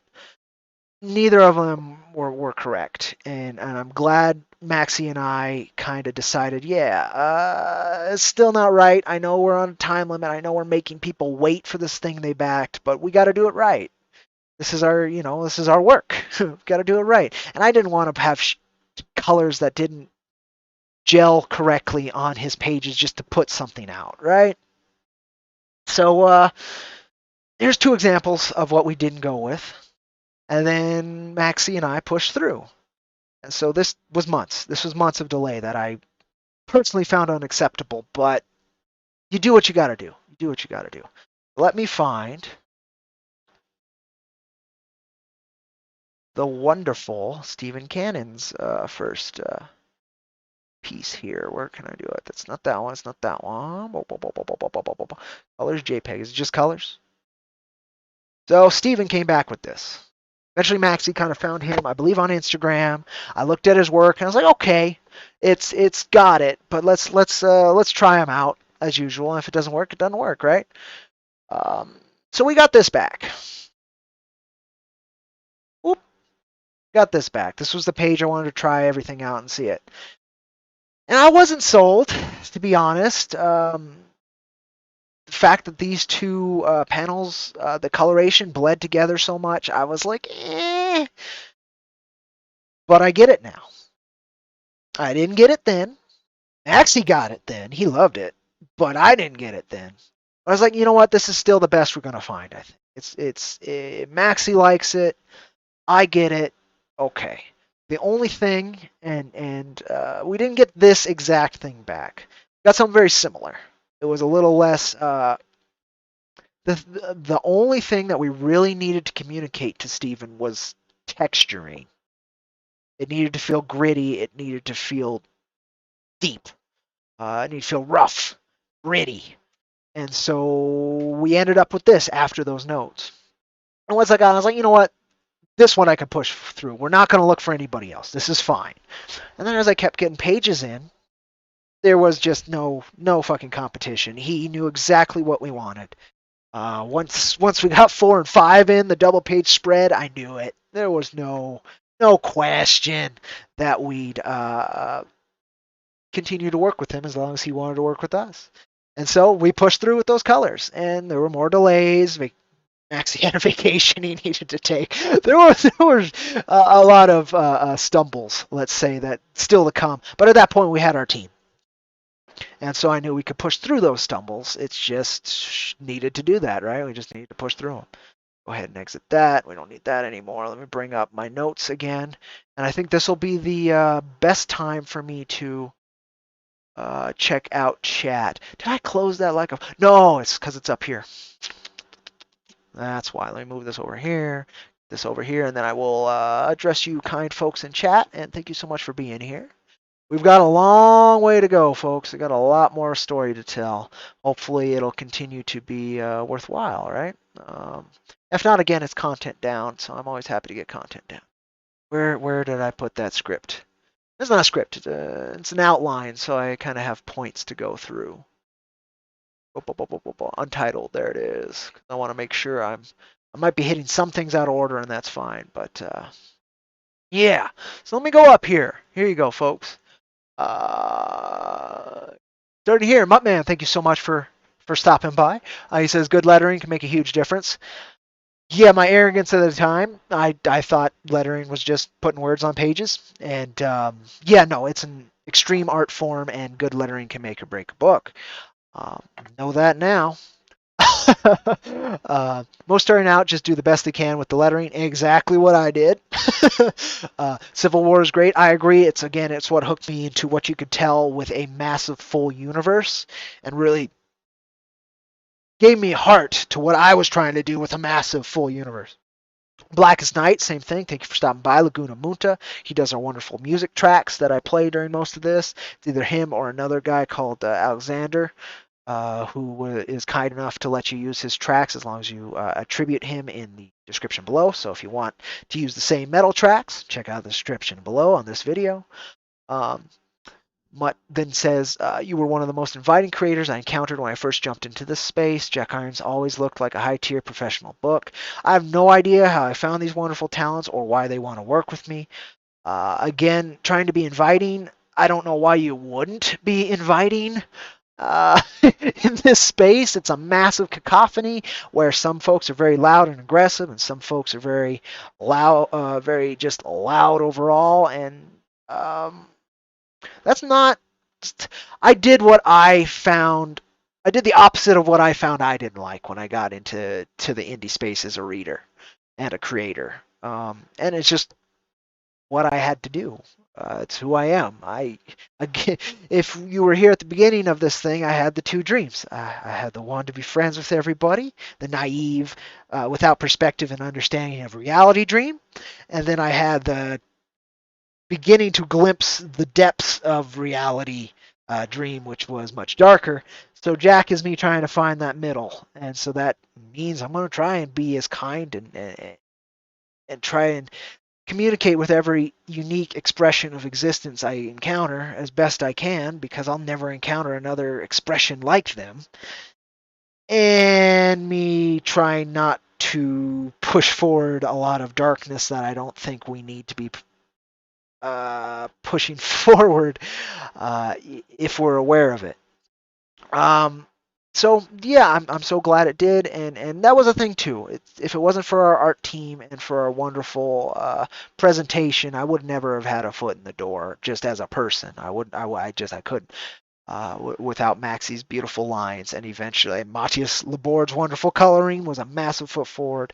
Wicked Publishing's faith in our work so that we could put out printed books, which was a massive difference in the campaign. We went from some cash, and definitely not enough to fund a colored book, to enough to fund that, and then a bunch of pinups from the community of artists I had fallen in love with. Our team assembled is top notch. Exactly. I'm so glad it did. Welcome, Casper Brunesh. Thank you so much for stopping by. You're very welcome for me presenting this. I needed to get it down, and I wanted to do a stream today, and I keep doing gameplay streams, which is fine, but it's not very useful to the whole concept of IronVerse Comics, except for getting content down and being here to interact with you folks. This is that. And with yesterday, us getting our books, which I will get to, and in fact, yesterday's video, I show it very quickly, getting some of my books in for issue 3, I decided was the time to kind of go over everything.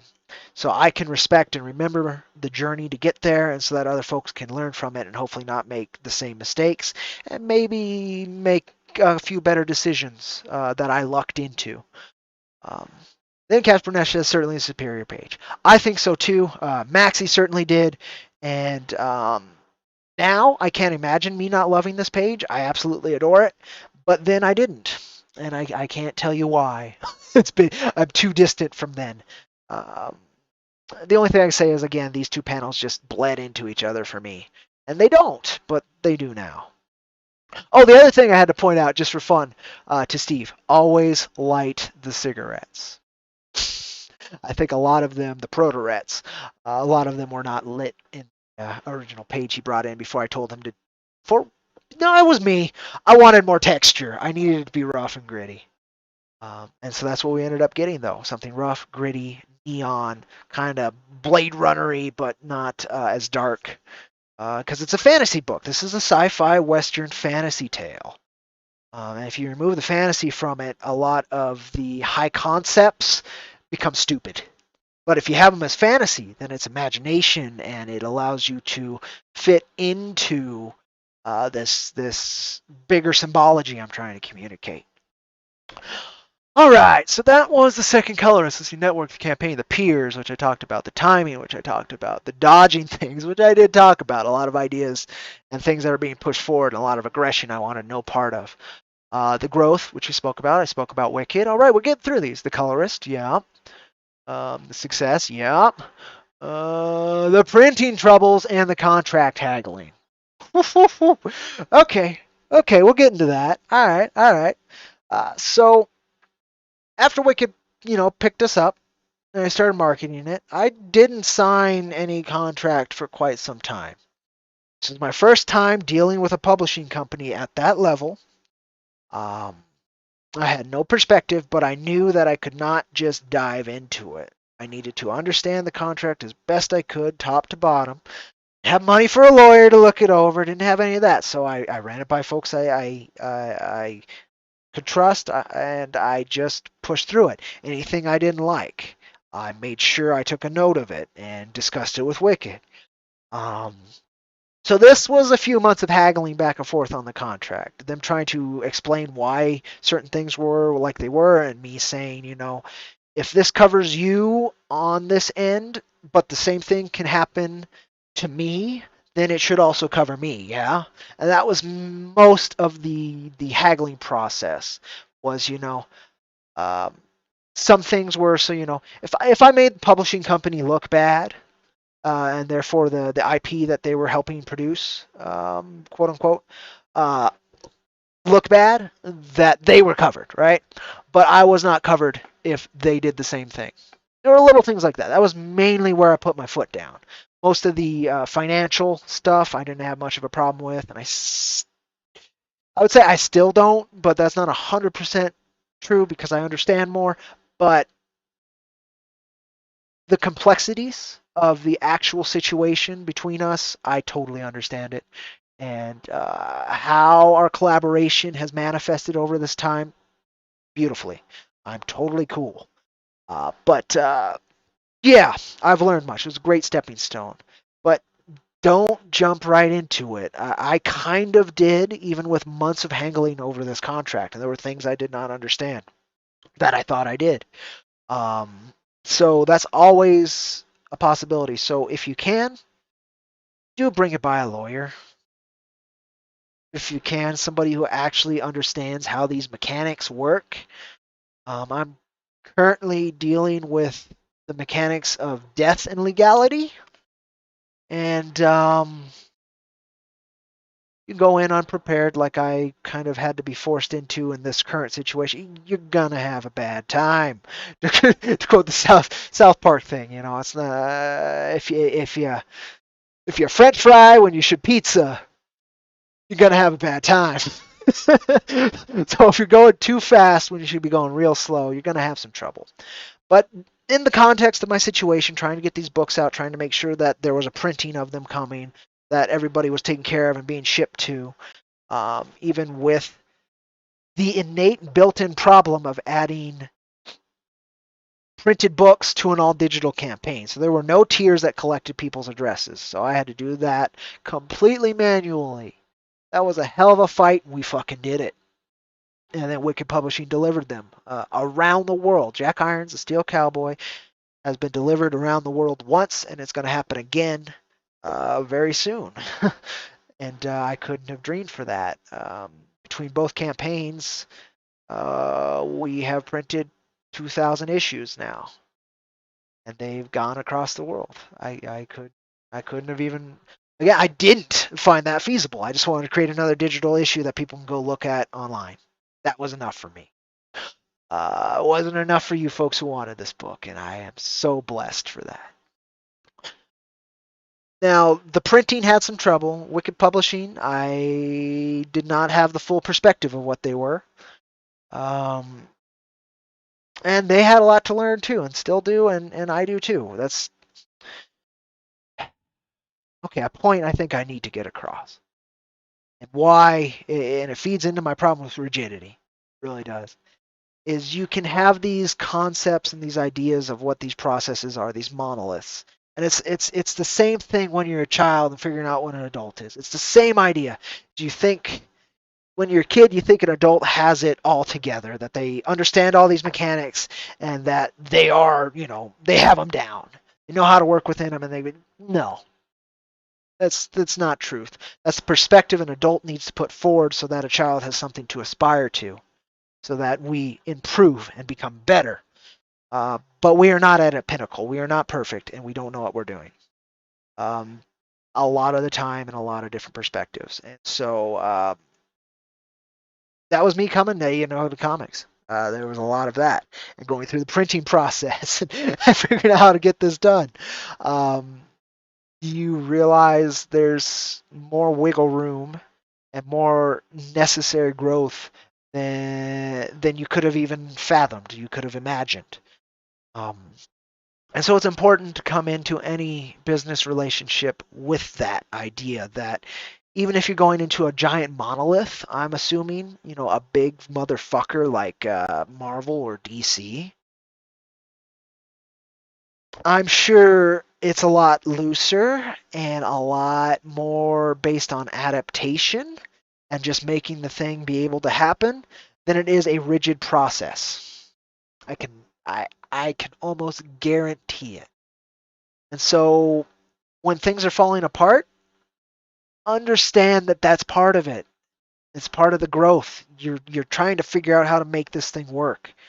And eventually, I hope we at IronVerse Comics can't become a machine, something that you just have to oil once in a while and maybe add a new part here and there to make the machine work, and not so much shoving a round peg through a square hole. And I do mean that like that, because it'll fit, but there's going to be holes. There's going to be corners that aren't covered that it would have been better had they been covered. But just keep at it. Again, the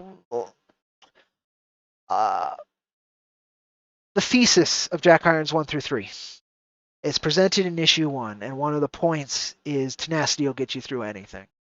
And that's the shoving. You don't fit, or you fit enough and there's holes, but you keep at it. We also refrain that we do it again in issue 3, because it's the closing trilogy. I and the team have gone through comics. We understand how they are made and put through, and though there are still holes, you keep going and you hope to build a better machine. So that's that part. We already spoke about the new colorist. I can skip that. The release, collecting addresses, I spoke about that. That was months of collecting there, which was fine. It gave, honestly, it gave content to the campaign while we were producing. Um, then we moved on to the next campaign. And I guess I could talk about meeting dollar coins, and I could talk about the creation of Cactus Coyote and my fact that I needed more folks to join into this machine to create content because there's too much potential in IronVerse Comics, or what became IronVerse Comics. It wasn't that at that point. Um, it was just this idea of all these different characters pushing forward. It was IronVerse Comics, but it wasn't labeled. Um, I needed help. I couldn't just write that. I am terribly undisciplined on a lot of things, particularly my writing. I'm terribly undisciplined at continuously manifesting writing. Maybe not promotional writing, but that's inspiration based. It's not discipline based. Um, Most of my writing is inspiration based and not discipline based. I needed somebody who was discipline based, and he came up with this character. He came up with this short, which I guess I'll show you too. I'll show you too. Let me go ahead and make sure I don't get in trouble. Bomb. Is that in? No, it's got to be in the Cactus Coyote folder. Yeah. Go show you that. He was a writer I'd spoken to. I don't even remember how exactly how we met and got to it. I think I've brought this up before, and he was a little justifiably angry. I don't remember, but I'll repeat it again. I don't remember. I think he just interacted with me, and I liked the guy, and he did this. I was like, you know what? We need new content. You made something I'm interested in. Let's go ahead and push forward with that, just so that there's more content. And that was Cactus Coyote, originally spelled with a C, and we eventually adapted that. Here it is. Here it is. This is how IronVerse Comics added its mangaka. Dollar coins. Right here. Boop. This little short, which is him walking into a new Deadwood bar, looking for it. Howdy, Roboto Someone 6. Welcome. Hey, yes, I do. Thank you for stopping by again. We're specifically talking about IronVerse Comics journey, but again, thank you for interacting in chat, and stoked to have you here. So, well, we're moving into this here soon. We're moving into all this other awesome Cactus Coyote stuff, but this is kind of was his pitch, his foot in the door to IronVerse Comics. Is this right here? I was like, yeah, we need more content. If you're willing to produce it, do it. And then he showed me what he can do, and I've not once been anything but blown away by the man's creative and artistic skill, and how we've been able to forge something out of IronVerse Comics that logistically works and can, on an overall universal scale, actually function and manifest stories out of. He took space, which is the bigger fucking problem in IronVerse Comics. I'm dealing with Earth, which is dealing with more grounded topics until we hit space, and then we're more of a One Piece, a journey through the stars, like Star Trek meets One Piece. That's what we're working for with IronVerse Comics. That's more of our giant ongoing that we're working towards. But for right now, we got Jack and we got Cactus, and he produced storyboards for an original first draft of Cactus Coyote. I could see that. It was really fun. Scripts. Eventually, we decided, let's see what we can do. We've got some energy from Jack. We've delivered. Let's see if we can get a second title going, because I can't do it myself, and I would love to see you, Dollar Coins, manifest the series. So we tried crowdfunding it. Whew, that did not work. But we gave it our all, and we were able to, as we were going, produce pages for a comic book adaptation of it instead of a manga adaptation, which is what he was working for on his own. I think because manga allowed him to use his art style more effectively than trying to do a full-on comic book art style. So we ended up working with Andrea Boscolo, who people may know from Purity Sin's channel and her wonderful work at Chaotico Comics. But so we ran with this for that year. the concept and pushing it forward. In fact, can I bring up that campaign? Let me go ahead. That's where we're at. So go ahead and bring up that campaign. Move this over here. Nothing important. Oh, that's in the spam though. Let me see. Yep, nope, nothing important there. All right, Cactus Coyote, Indiegogo.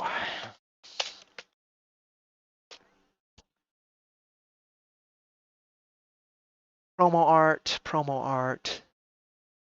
Just trying to save a different bit there. I don't think you can delete it, so what the hell? Results. Maybe you can delete the page, but I didn't think you could. He may have, he may have. I have promo art, but that's not what we're after.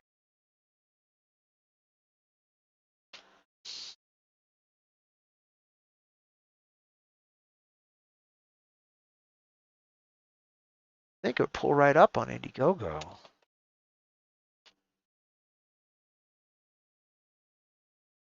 It might be a link to the campaign, one of these promo images. Look. Yes. Now let me see. Whoop, nope, it's been deleted. Some of it, dollar coins. IronVerse history. God. No, I'm kidding. I'm kidding. He can do what he needs to and what he feels he needs to with this. But I did want to show you that campaign. I cannot. So we will just go forward.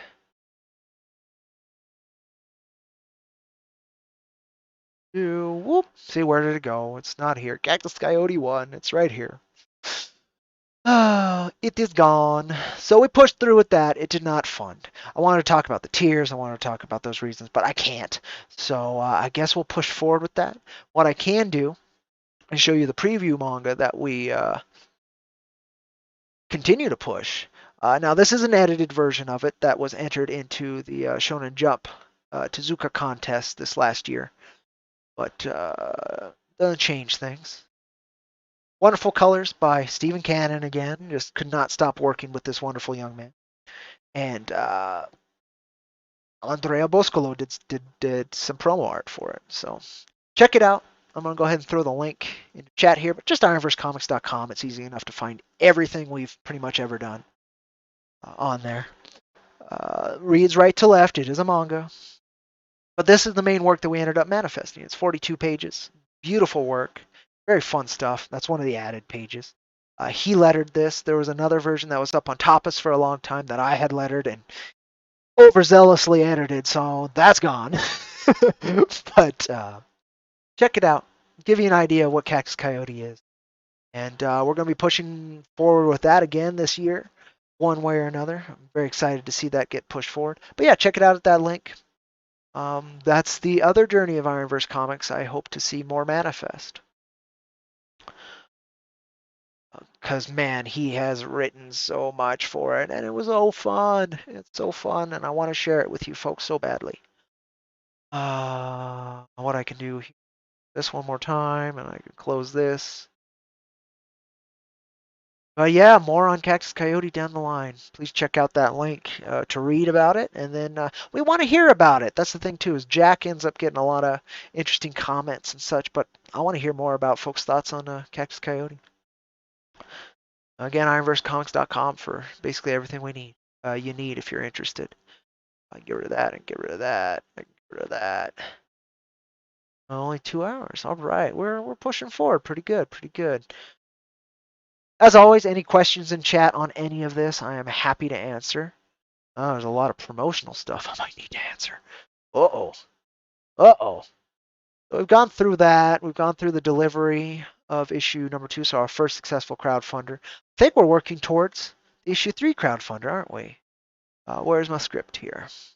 There's Cactus Coyote, the push, the failure. Yep, we spoke about that. Yes, we are. We just hit Jack 3's campaign, so let me go ahead and get to that campaign.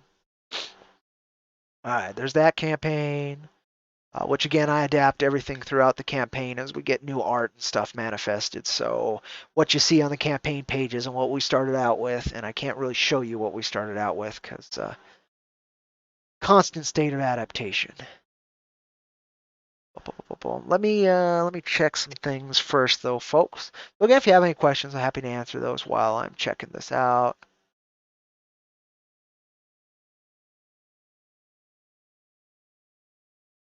All right, that's from earlier. I think it's much later now. That's fine.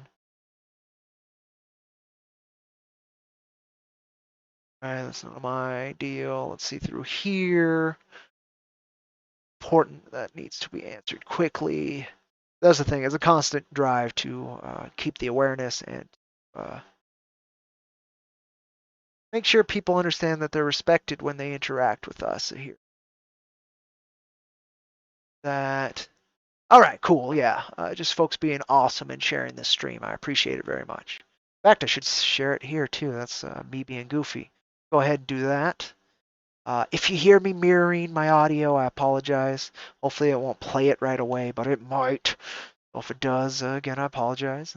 Thank you, folks, for being here once again. If I wanted to download this stream, I do not want to download this stream, but I appreciate the offer random program I have installed. Put that in there. The long road to number 3. Sure, that's fine. All right. So I will now get us on over to the Jack Irons issues number 1 through 3 campaign. We're finally here. We're finally here, folks. Might be able to pull this off in 3 hours. Isn't that crazy? 2 hours into the other one, so let's see if I can do this in an hour. Should be able to. So, off the heels of the Cactus Coyote fail campaign, where we got 10%, I believe we got $777 out of a needed $7,777. It was good stuff. We pushed hard, and I'm unsure what didn't manifest. What didn't work. Fact. Go ahead. There's nothing in here I can't show you. Wonderful preview images. Is there the full pages here? Yeah, some of the pages. Some of the pages I could show you. We have preview images going. Spinneroonie Town, which is an important hub in space for IronVerse Comics. I'll just show you these pages because I'm very proud of them as well. It was a good-looking comic, colored and drawn by an awesome team. Had more of a Looney Tunes feel to it. I don't know. A lot more fourth wall panel breaks, which I was stoked to see because Jack stays a little bit more realistic in that end. It's a little less comic book in the comic book sense. Yeah, I'm very unsure why we were unable to get the Steam. It was probably timing, but it could be the character. It could be a lot of things. But yeah. So off the heels of that, it was time for Jack Irons number 3. We have fulfilled, and we needed to push forward. Started, I believe, it funded in April, so I think I must have started January then of 2020. Right? No, February of January 2020. Oh boy, that was a timing, right? Coronavirus was this mistake, this kind of foreign thing out in China that, it was awful what was happening there, but I'm probably crackling a little. I'm seeing a lot of red and orange in OBS. Apologies, folks. Apologies. But anyway, we were having trouble. We were having, I had built this and it was time to do it. I had worked out the numbers, which could have been better. No question there. But I started trying to fund the campaign. We did okay. We had run from nearly 2 months. Coronavirus had really become a thing partway through our campaign. People not having work and a lot of troubles had just started manifesting in February then. Timing was not great, but we still managed to get about $6,400, something like that, with 1 day left. 1 day left. And a combination of it being stimulus week, when we finally got a stimulus into folks, and one of the coolest and best set of peers and fans in indie comics, I saw a rally crowdfunding for our work that I've never seen before. The last day we made it. We made the ground. We got to 10K. In fact, we got to 10.7 that day. Um, I am unbelievably grateful for that. Uh, Partway through the campaign, I knew that our numbers would no longer work. That my funding goal was unrealistic, and that what I had been offering for that goal is why it was unrealistic. I offered far too much, charged far too little. Um, and I had secretly had kind of hoped, I was like, okay, it's coronavirus. I can redo the numbers and stuff after we fail.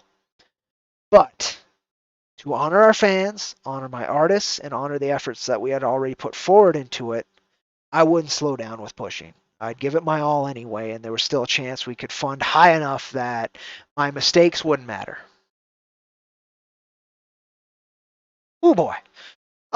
Um, so I didn't give up. I didn't lower my effort. I didn't, do anything like that. But in the back of my mind, I was like, okay, we're gonna fail this. That's fine. I can readjust the numbers and go again later. Coronavirus changed the dynamics, and this is just gonna be what it's gonna be. It's okay. But the show must go on. You can't stop the show. Final day we fund. I'm terrified. I am blessed and I am terrified. Okay, we funded. Excellent. Didn't expect that. Final day, 4K.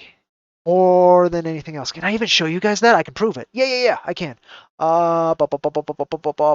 Campaign Insights, I think, is where I'll find that. Let me show you. And I might be off a little bit. Nope, that's it right there. Okay, yeah, so we raised 33.82 that final day. And then the day before, we had raised about a K there. So between those two final days, we raised over 4K. And of course, the second and first day is when we raised our most otherwise, which was $800. Throughout the campaign, it was smaller amounts here and there. I'd get a couple donations a day, which was amazing. Donations, a couple purchases, pre-orders a day, and some very dead days towards the end there. And then people saw that it was kind of it's very close. Keep pushing. But yeah, that final day, look at that. And then afterwards, fucking dead. I had really tried. So that was the thing. So we had hit the funding. I was like, my numbers aren't going to work. But what I can do now is redouble my efforts, really push it. We're funded. Just gotta get more money, and we'll be able to make up the ground. So I pushed for quite a few months, and I realized, yeah, we're not going to make that what we need to actually fund this. So, time to cut losses. So, around the end of October, I closed the campaign. I wasn't going to invite more backers that were going to get slightly screwed by my own mismanagement of the financial details that were needed. Uh, so, yeah, I cut my losses then. I was still hoping for one big day, one explosive, Okay, now we got this. Now everything's made up. Did not happen. So that the entire time since we funded, I had been saving. Uh, I do, God, 4 or 5 gigs nowadays. During the spring and summer and part of the fall, I'm blessed enough to work as hot air balloon crew. And that has my best margin for work. So I saved all of that. And so that went straight into Jack. About $2,400 I saved during that time. And so once I knew I had to cut my losses, I just cut my losses and kept pushing forward. Okay, let's see if I have some more info on my outline here that I can show you. There were some cool things that happened during this campaign that I was able to offer, like the 3D figure, discovering metal prints, getting some awesome artwork. There's a lot of cool stuff there, but that's mostly inconsequential to the point I want to convey with this campaign.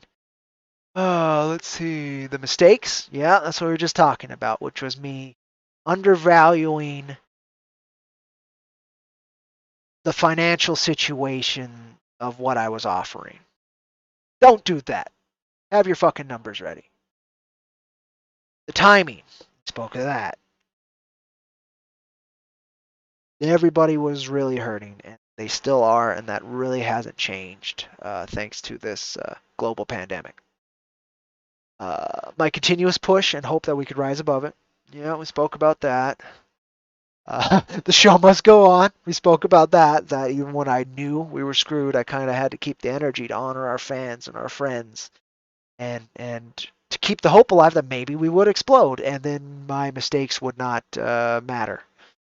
I was wrong.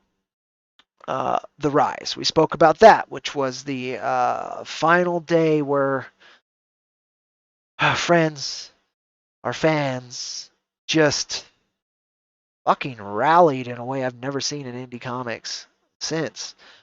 Um, which, holy shit, did I feel guilty that I did not disclose that the campaign was financially unfeasible. Oh boy. But I had to honor that energy that was given. So that's what I've continuously done since that day. And now we're working towards delivering the books. They've been printed. A lot of the extras have been bought and are sitting with Wicked Publishing right now. One day at a time, we're going to start shipping these out this month. I'm hoping the books arrive. They should arrive this week to those kind folks. And I've gotten my small package of them, and they look gorgeous. Um, and I'm excited to finally get these books in people's hands. I really, really, really am. Um, the surprise, which was that rise bit, okay. The dread, yeah, we spoke about that. My repush, we did speak about that. That show must go on. There was still plenty of chance that entire time after we had funded that one day, that week, we'd hit the right note and make enough extra funding that my budgetary concerns wouldn't be a concern. Didn't happen. That was one of my lessons. So I made up those financial concerns as best I could and continue to. Um, Shipping and the metal cards are the main concerns currently. I think we have shipping down. I built that into uh, basically into the printing. I was a little clever with that, I think, and I might as well explain that. So the printing budget, that was a hell of a thing, is finding a printer that would work for me because I need a personal touch so I feel respected and so that I understand the process is going on and why things are being done how they are and why they are charged as they are and a back and forth there. And most printers I was dealing with were very hands off. So I couldn't have faith that the small amount of money that I still had after production and taking care of our art team above and beyond with this campaign to make sure that okay, so that was the other thing. When I knew we didn't fund enough to deliver all the extras, I and I wasn't 100% sure that we had funded enough for printing and shipping, so that was the dread. I did know we had enough to fund production, and I knew that the times were very hard on everybody. I knew if we could fund production, and I had time to make up the room to get this done, that that's what we do. I wanted to take care of Maxie, of Steve, Nintz, and our new logo guy, which that was a whole thing too. Nico Buffo. Um, I knew I had to do right by them, and that I could with what we had and with the energy that our backers had. So we were going to produce issue number 3, and I was going to eat whatever other costs need be. Even with my meager earnings, I am a naive, faith-based fella. Things will happen as they need to happen. You just got to make sure you're doing your all to work and leave room for those things to happen. So that's what I did. And I had still hoped, one of these days we'll hit 20K, we'll hit 30K, and I have no problems at all. As you saw, that did not happen, and eventually I cut my losses and just went ahead and we're not adding enough people to we were not adding enough people to actually be able to make up the losses. We were just adding more people that we had to take care of. And so at that point, I kind of knew, yeah, it's time to just buckle down. But during that whole time, I knew I had funding for production, so we started producing. And I was so blessed to be able to provide a paycheck and provide a little bit of security to some amazing folks during a hard time. And they were able to provide that financial security to their families, be able to express their artistry, and by expressing their artistry. That's an amazing gift. That's a very impractical gift to survival and to the mechanics of this reality. But we were able to do it anyway. Uh, Again, that's just another angle that pushed me that much harder to make sure that this is happening for the folks who allowed the energy to be there to start this happening. Um, let's see. And there was some, that's true too. So during the whole time I was marketing and pushing this thing, and still had the naive hope that we could hit that level of backing where it's profit and no longer me being in the hole for putting a mishandling my budget is what it is, and it wasn't mishandling the budget, it was having a incorrect budget. That uh, our work has continuously been noticed by amazing folks. Get amazing fan art, and one of those pieces of fan art were as I was pushing panels and stuff, Mr. Frank Martin Jr.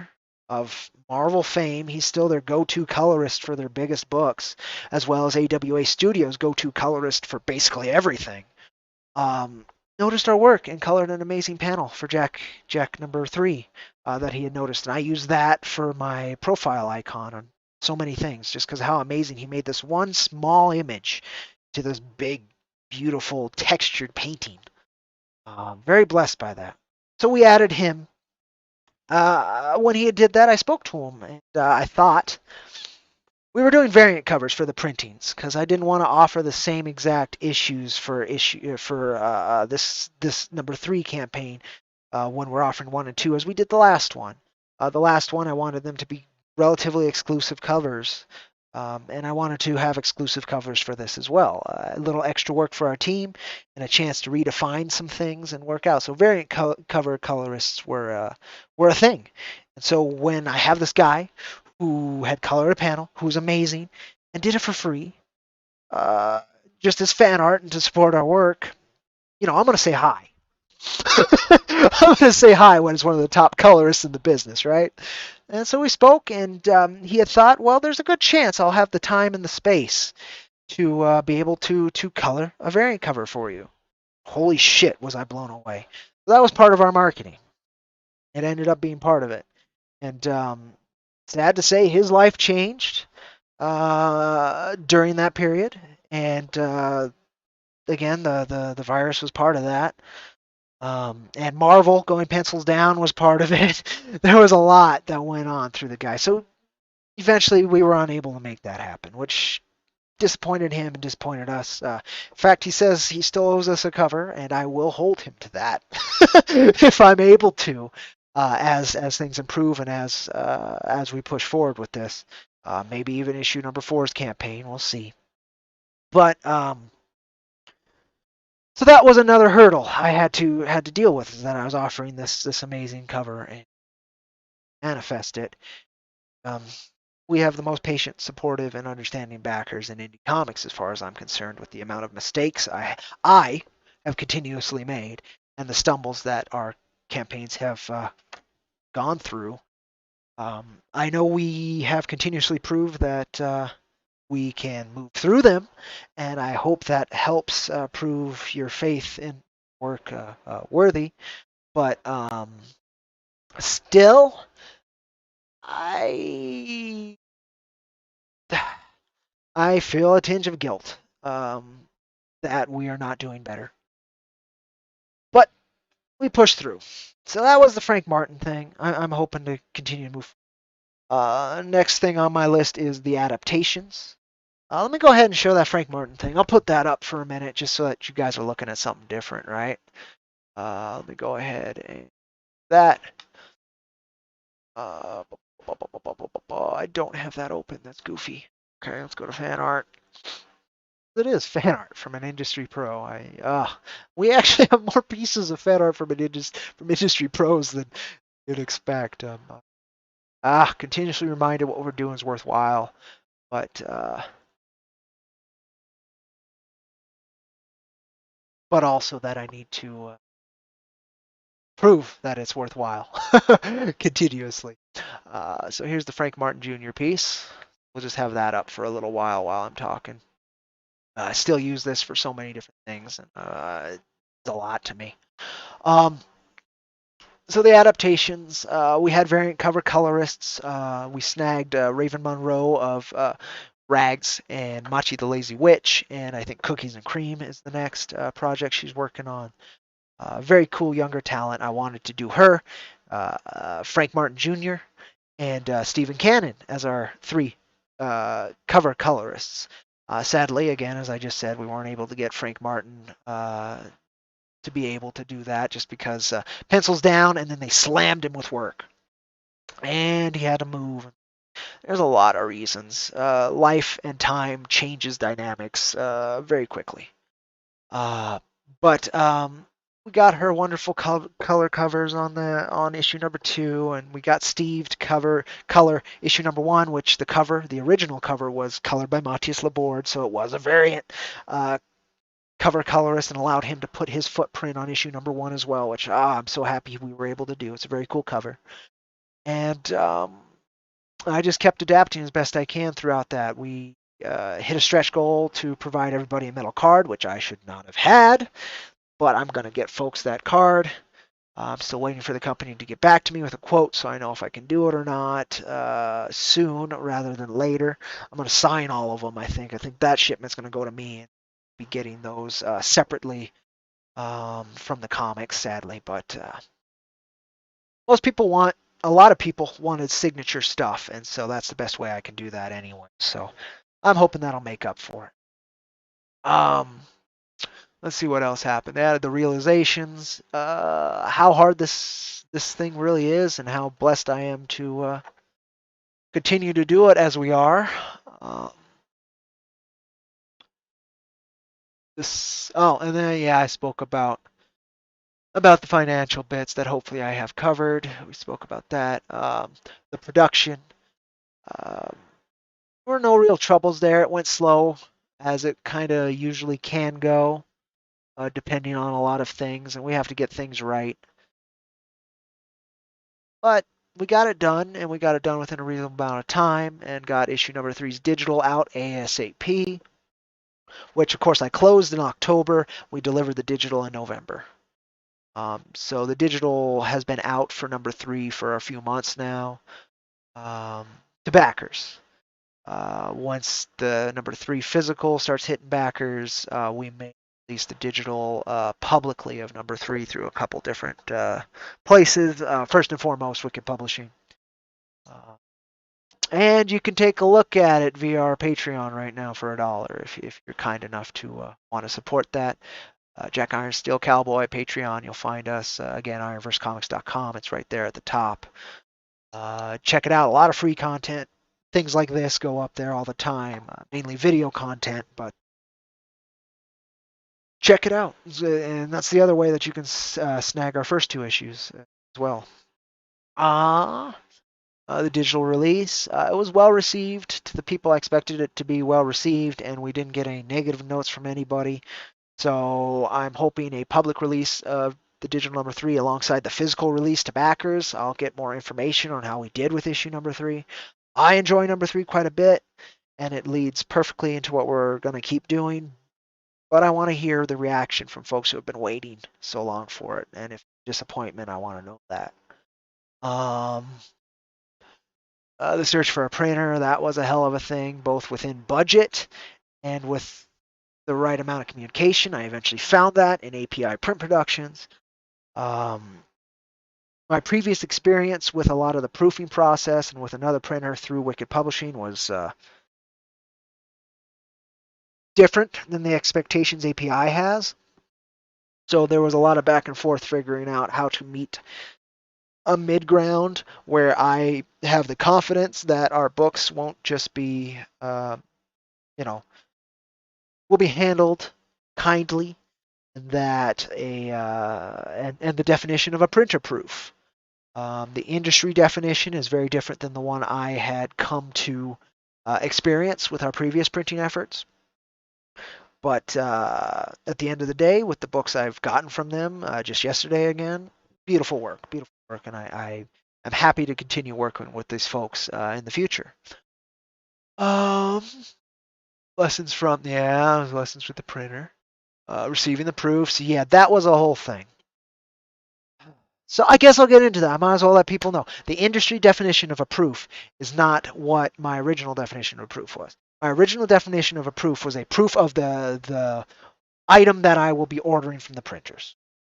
The industry definition of a proof is a copy to proofread through to see if the colors don't line up, to see how the lettering prints, to see how the pages print if you have a double page spread, that kind of stuff.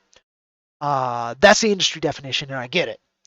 My previous definition through Wicked Publishing was a proof of the book that we will receive, stapled, binded, cut, all of that. And so we had to find a mid ground there. And how I had received a few of the proofs in our attempts were not heartening.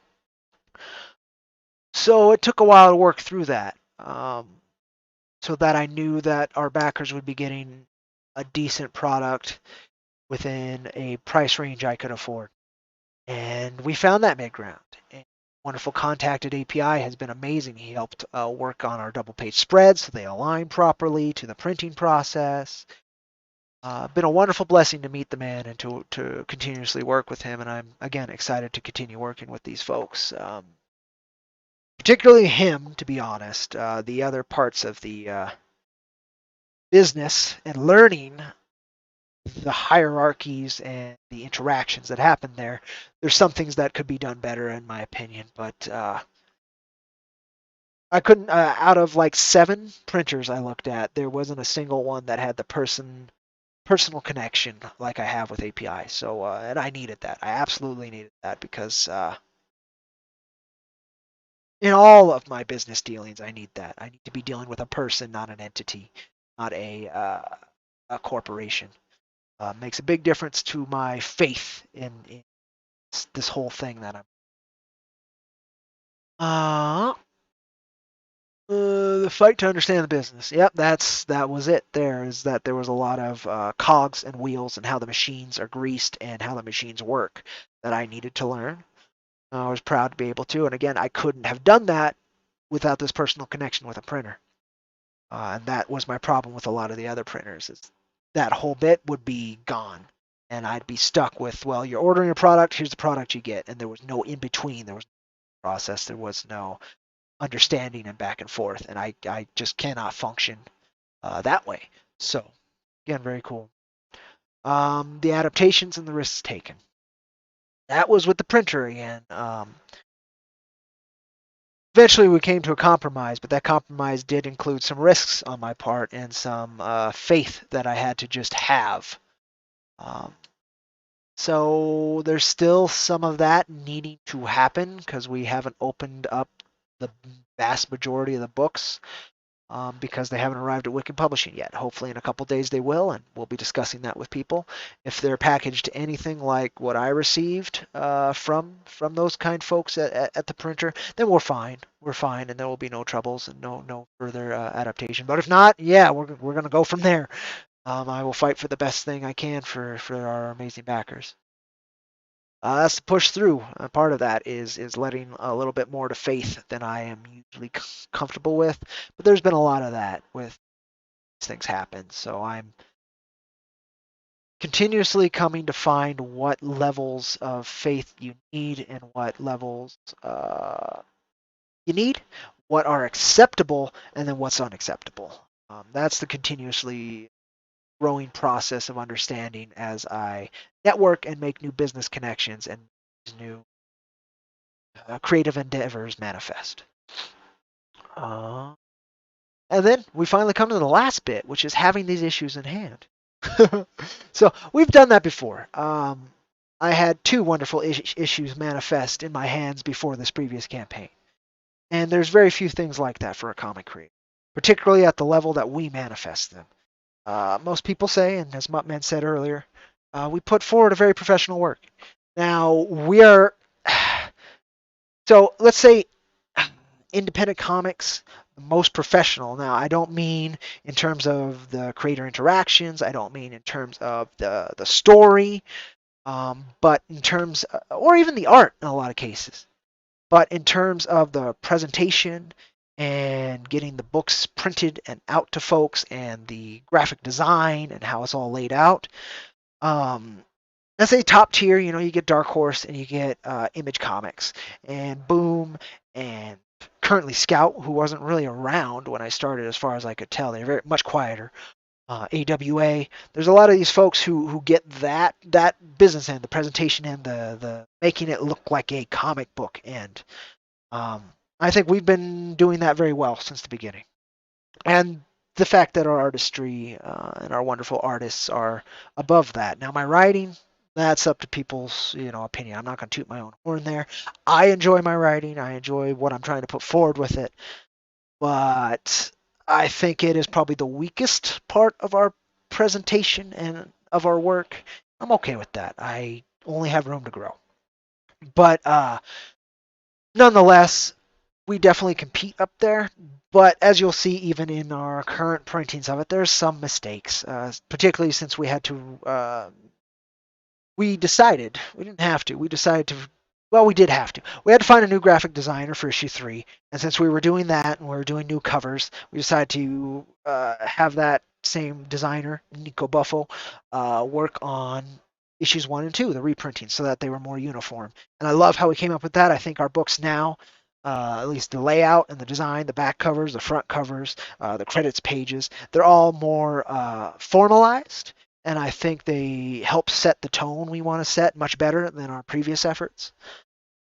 And I think now we're closer to that level, but there's still mistakes. We're an independent team where we don't have the experience. We don't. We have a few years experience, but that's it. And when I'm the editor and the writer, um, we didn't have troubles in that. I went through so many beta readers, so issues 1, 2, and 3 now should be pretty clean, and there shouldn't be any typos. Things should be more clarified with time periods, and how things are phrased, and all of that. But there's some things in the extra gallery. There's some typos I missed. Nothing that actually is a credit, which is nice. But like there's a the that has an R. TRHE. There's one of those, and that's gonna. These are homemade comics at least. but there's a level of professionalism and a level of what's acceptable in actual corporate independent comics that we still have not hit exactly, but we're right there. And so I'm hoping our next couple releases, if we're blessed and privileged enough to do so, we'll start setting a higher standard what they're putting out. And if we can do that, and if we can do that on our own, then we're set. And that's the hope.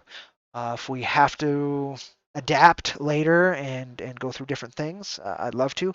One of the best things I've seen is through our work and through their own work.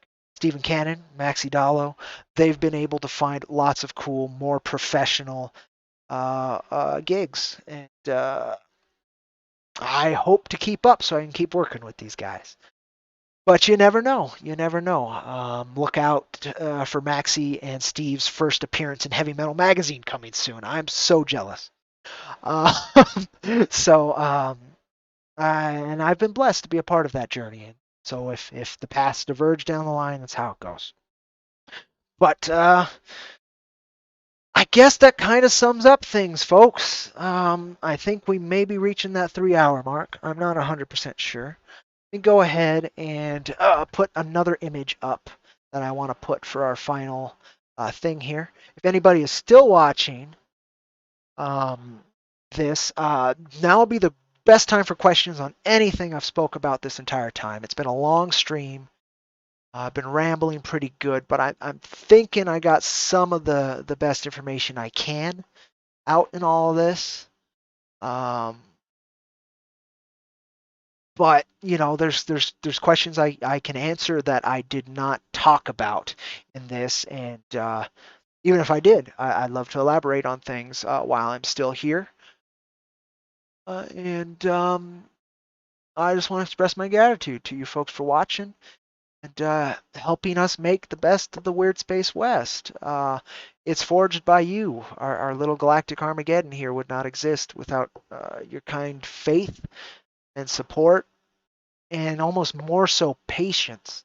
I cannot believe that I did not have to refund a single book during this entire campaign. How long I've taken with the continuous mistakes I've had to share with you folks, with you know, it, issue 2, the same thing. I had to do a couple refunds with issue 1 and two's campaign. This one we didn't, and people are hurting. We're an extra. We're an expensive extra. And yet people are still willing to keep their faith and keep their investment in us. I will not lose that perspective. It's too goddamn important. And for me, nearly unearned. So, yeah, I really hope folks enjoy these books when they reach you. I'm enjoying my copies. I got, again, some copies from API yesterday. So if you folks kind of want to look at them very briefly, it's only a 2-minute video. I had a very hard day yesterday, emotionally, dealing with a few other things that I was not expecting. Well, I was expecting to deal with at this point, but just a month ago, I wasn't expecting to deal with for years. And anyway, check that out. You can kind of see what they look like. The binding's great. The printing's great. Issue number 3 looks the best of the 3, which kind of makes sense. There's a video on our channel on YouTube. Check it out. It's 2.5 minutes. I sound a little broken there on that day, but if you can get through that emotionality that's coming through, then you'll see what the books look like a little bit, and they should be reaching you here this month. Start reaching folks this month. We can't do like one massive shipping, but we can do some good amount of staggered shipping. So it's going to be the next couple months that we're shipping this off. And when they start reaching people, we've got our next goal. And I guess I would be doing myself and the team a disservice if I did not shill that. Part of the reason it exists even, the idea exists, is to help make up for those mistakes that I have spoken of earlier with this campaign. Go ahead and bring this up forward here. Jack Iron Steel Cowboy, Volume 1, going up on Kickstarter. Few reasons I wanted to do this. One, we have a bunch of content made and ready. I want to do a campaign that's clean. No frills, no extras, no bullshit. Numbers 100% worked out and ready to go. The production of the issue ready to go.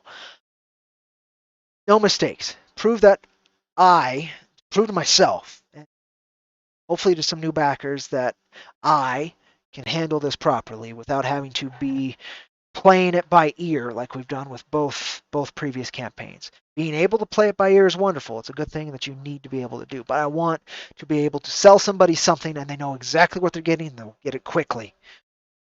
So this has no extras. What this is issues 1 through 3 collected into a single trade paperback. Now there's a lot of ways we can present that trade paperback, and I've been discussing it with the printer to get the right numbers so that I know exactly how. And while I do that, I can maybe add stretch goals for other things, other prices, because I'll have the numbers 100% worked out.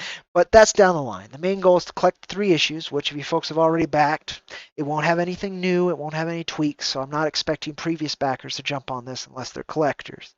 My hope with going to Kickstarter for the first time instead of Indiegogo is to reach a wider audience, um, even if that's just more of an audience. Um, that's the hope. I hope it works out. Um, it will have an exclusive cover that's only for the trade paperback. Hopefully, we'll be printing enough that you'll also be able to snag them after the campaign through Wicked Publishing till they're gone. And the profits from this will go to make sure I can pay for those metal cards and maybe get some extra profit to help me out in this continuously rough time.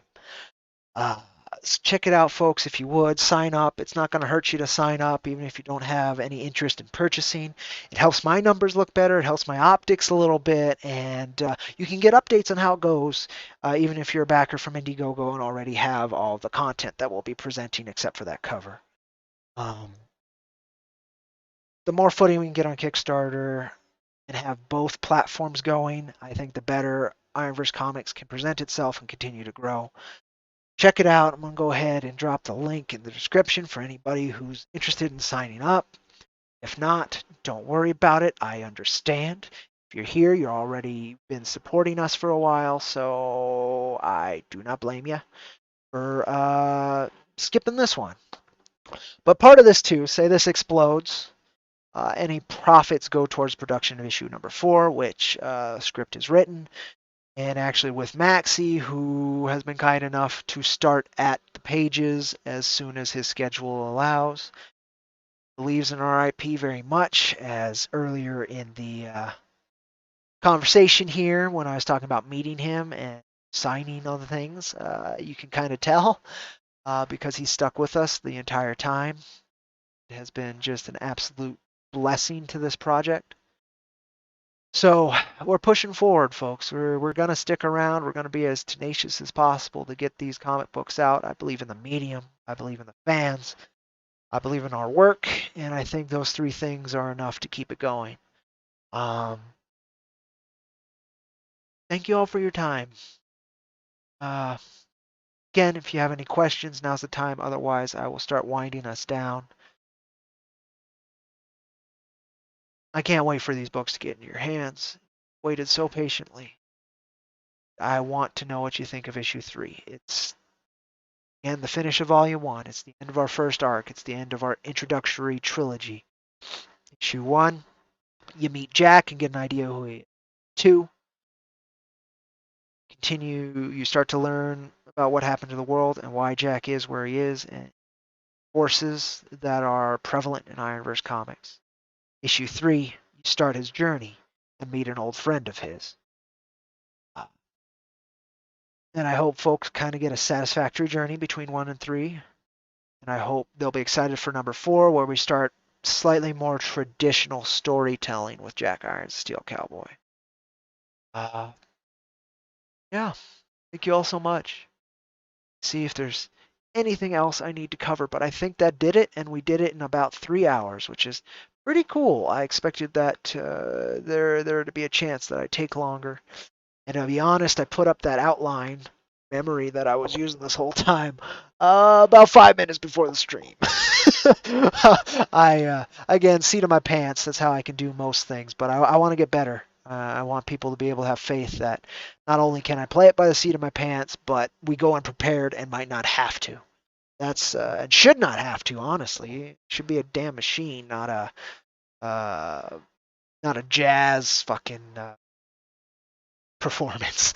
But a little bit of both is probably what it's always going to be, and I'm okay with that. But I have some more proving on the rigidity and the structure end to you kind folks, and I'm hoping to do that with the Kickstarter campaign.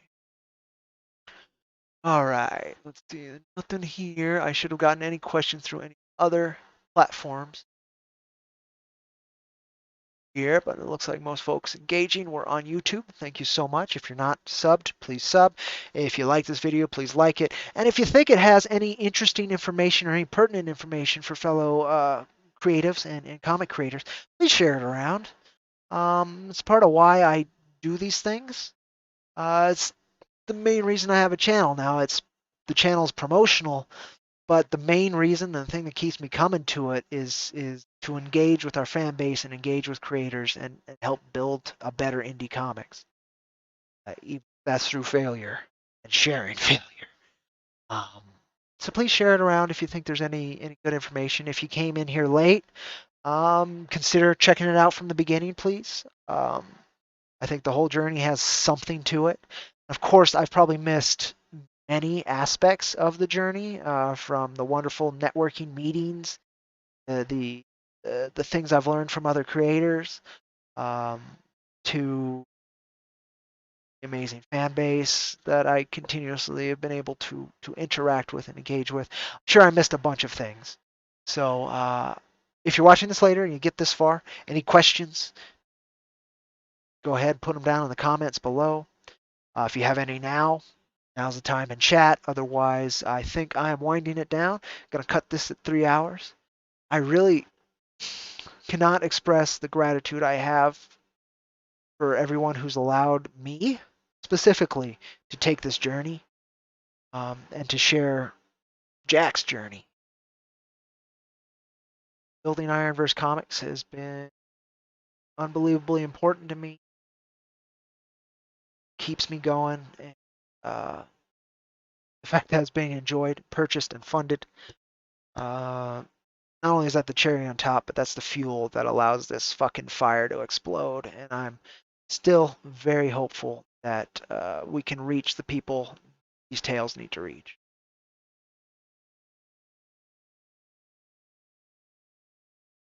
All right. Well, I'm going to call it then, folks. Unless you have any questions. I'm still giving you time for questions.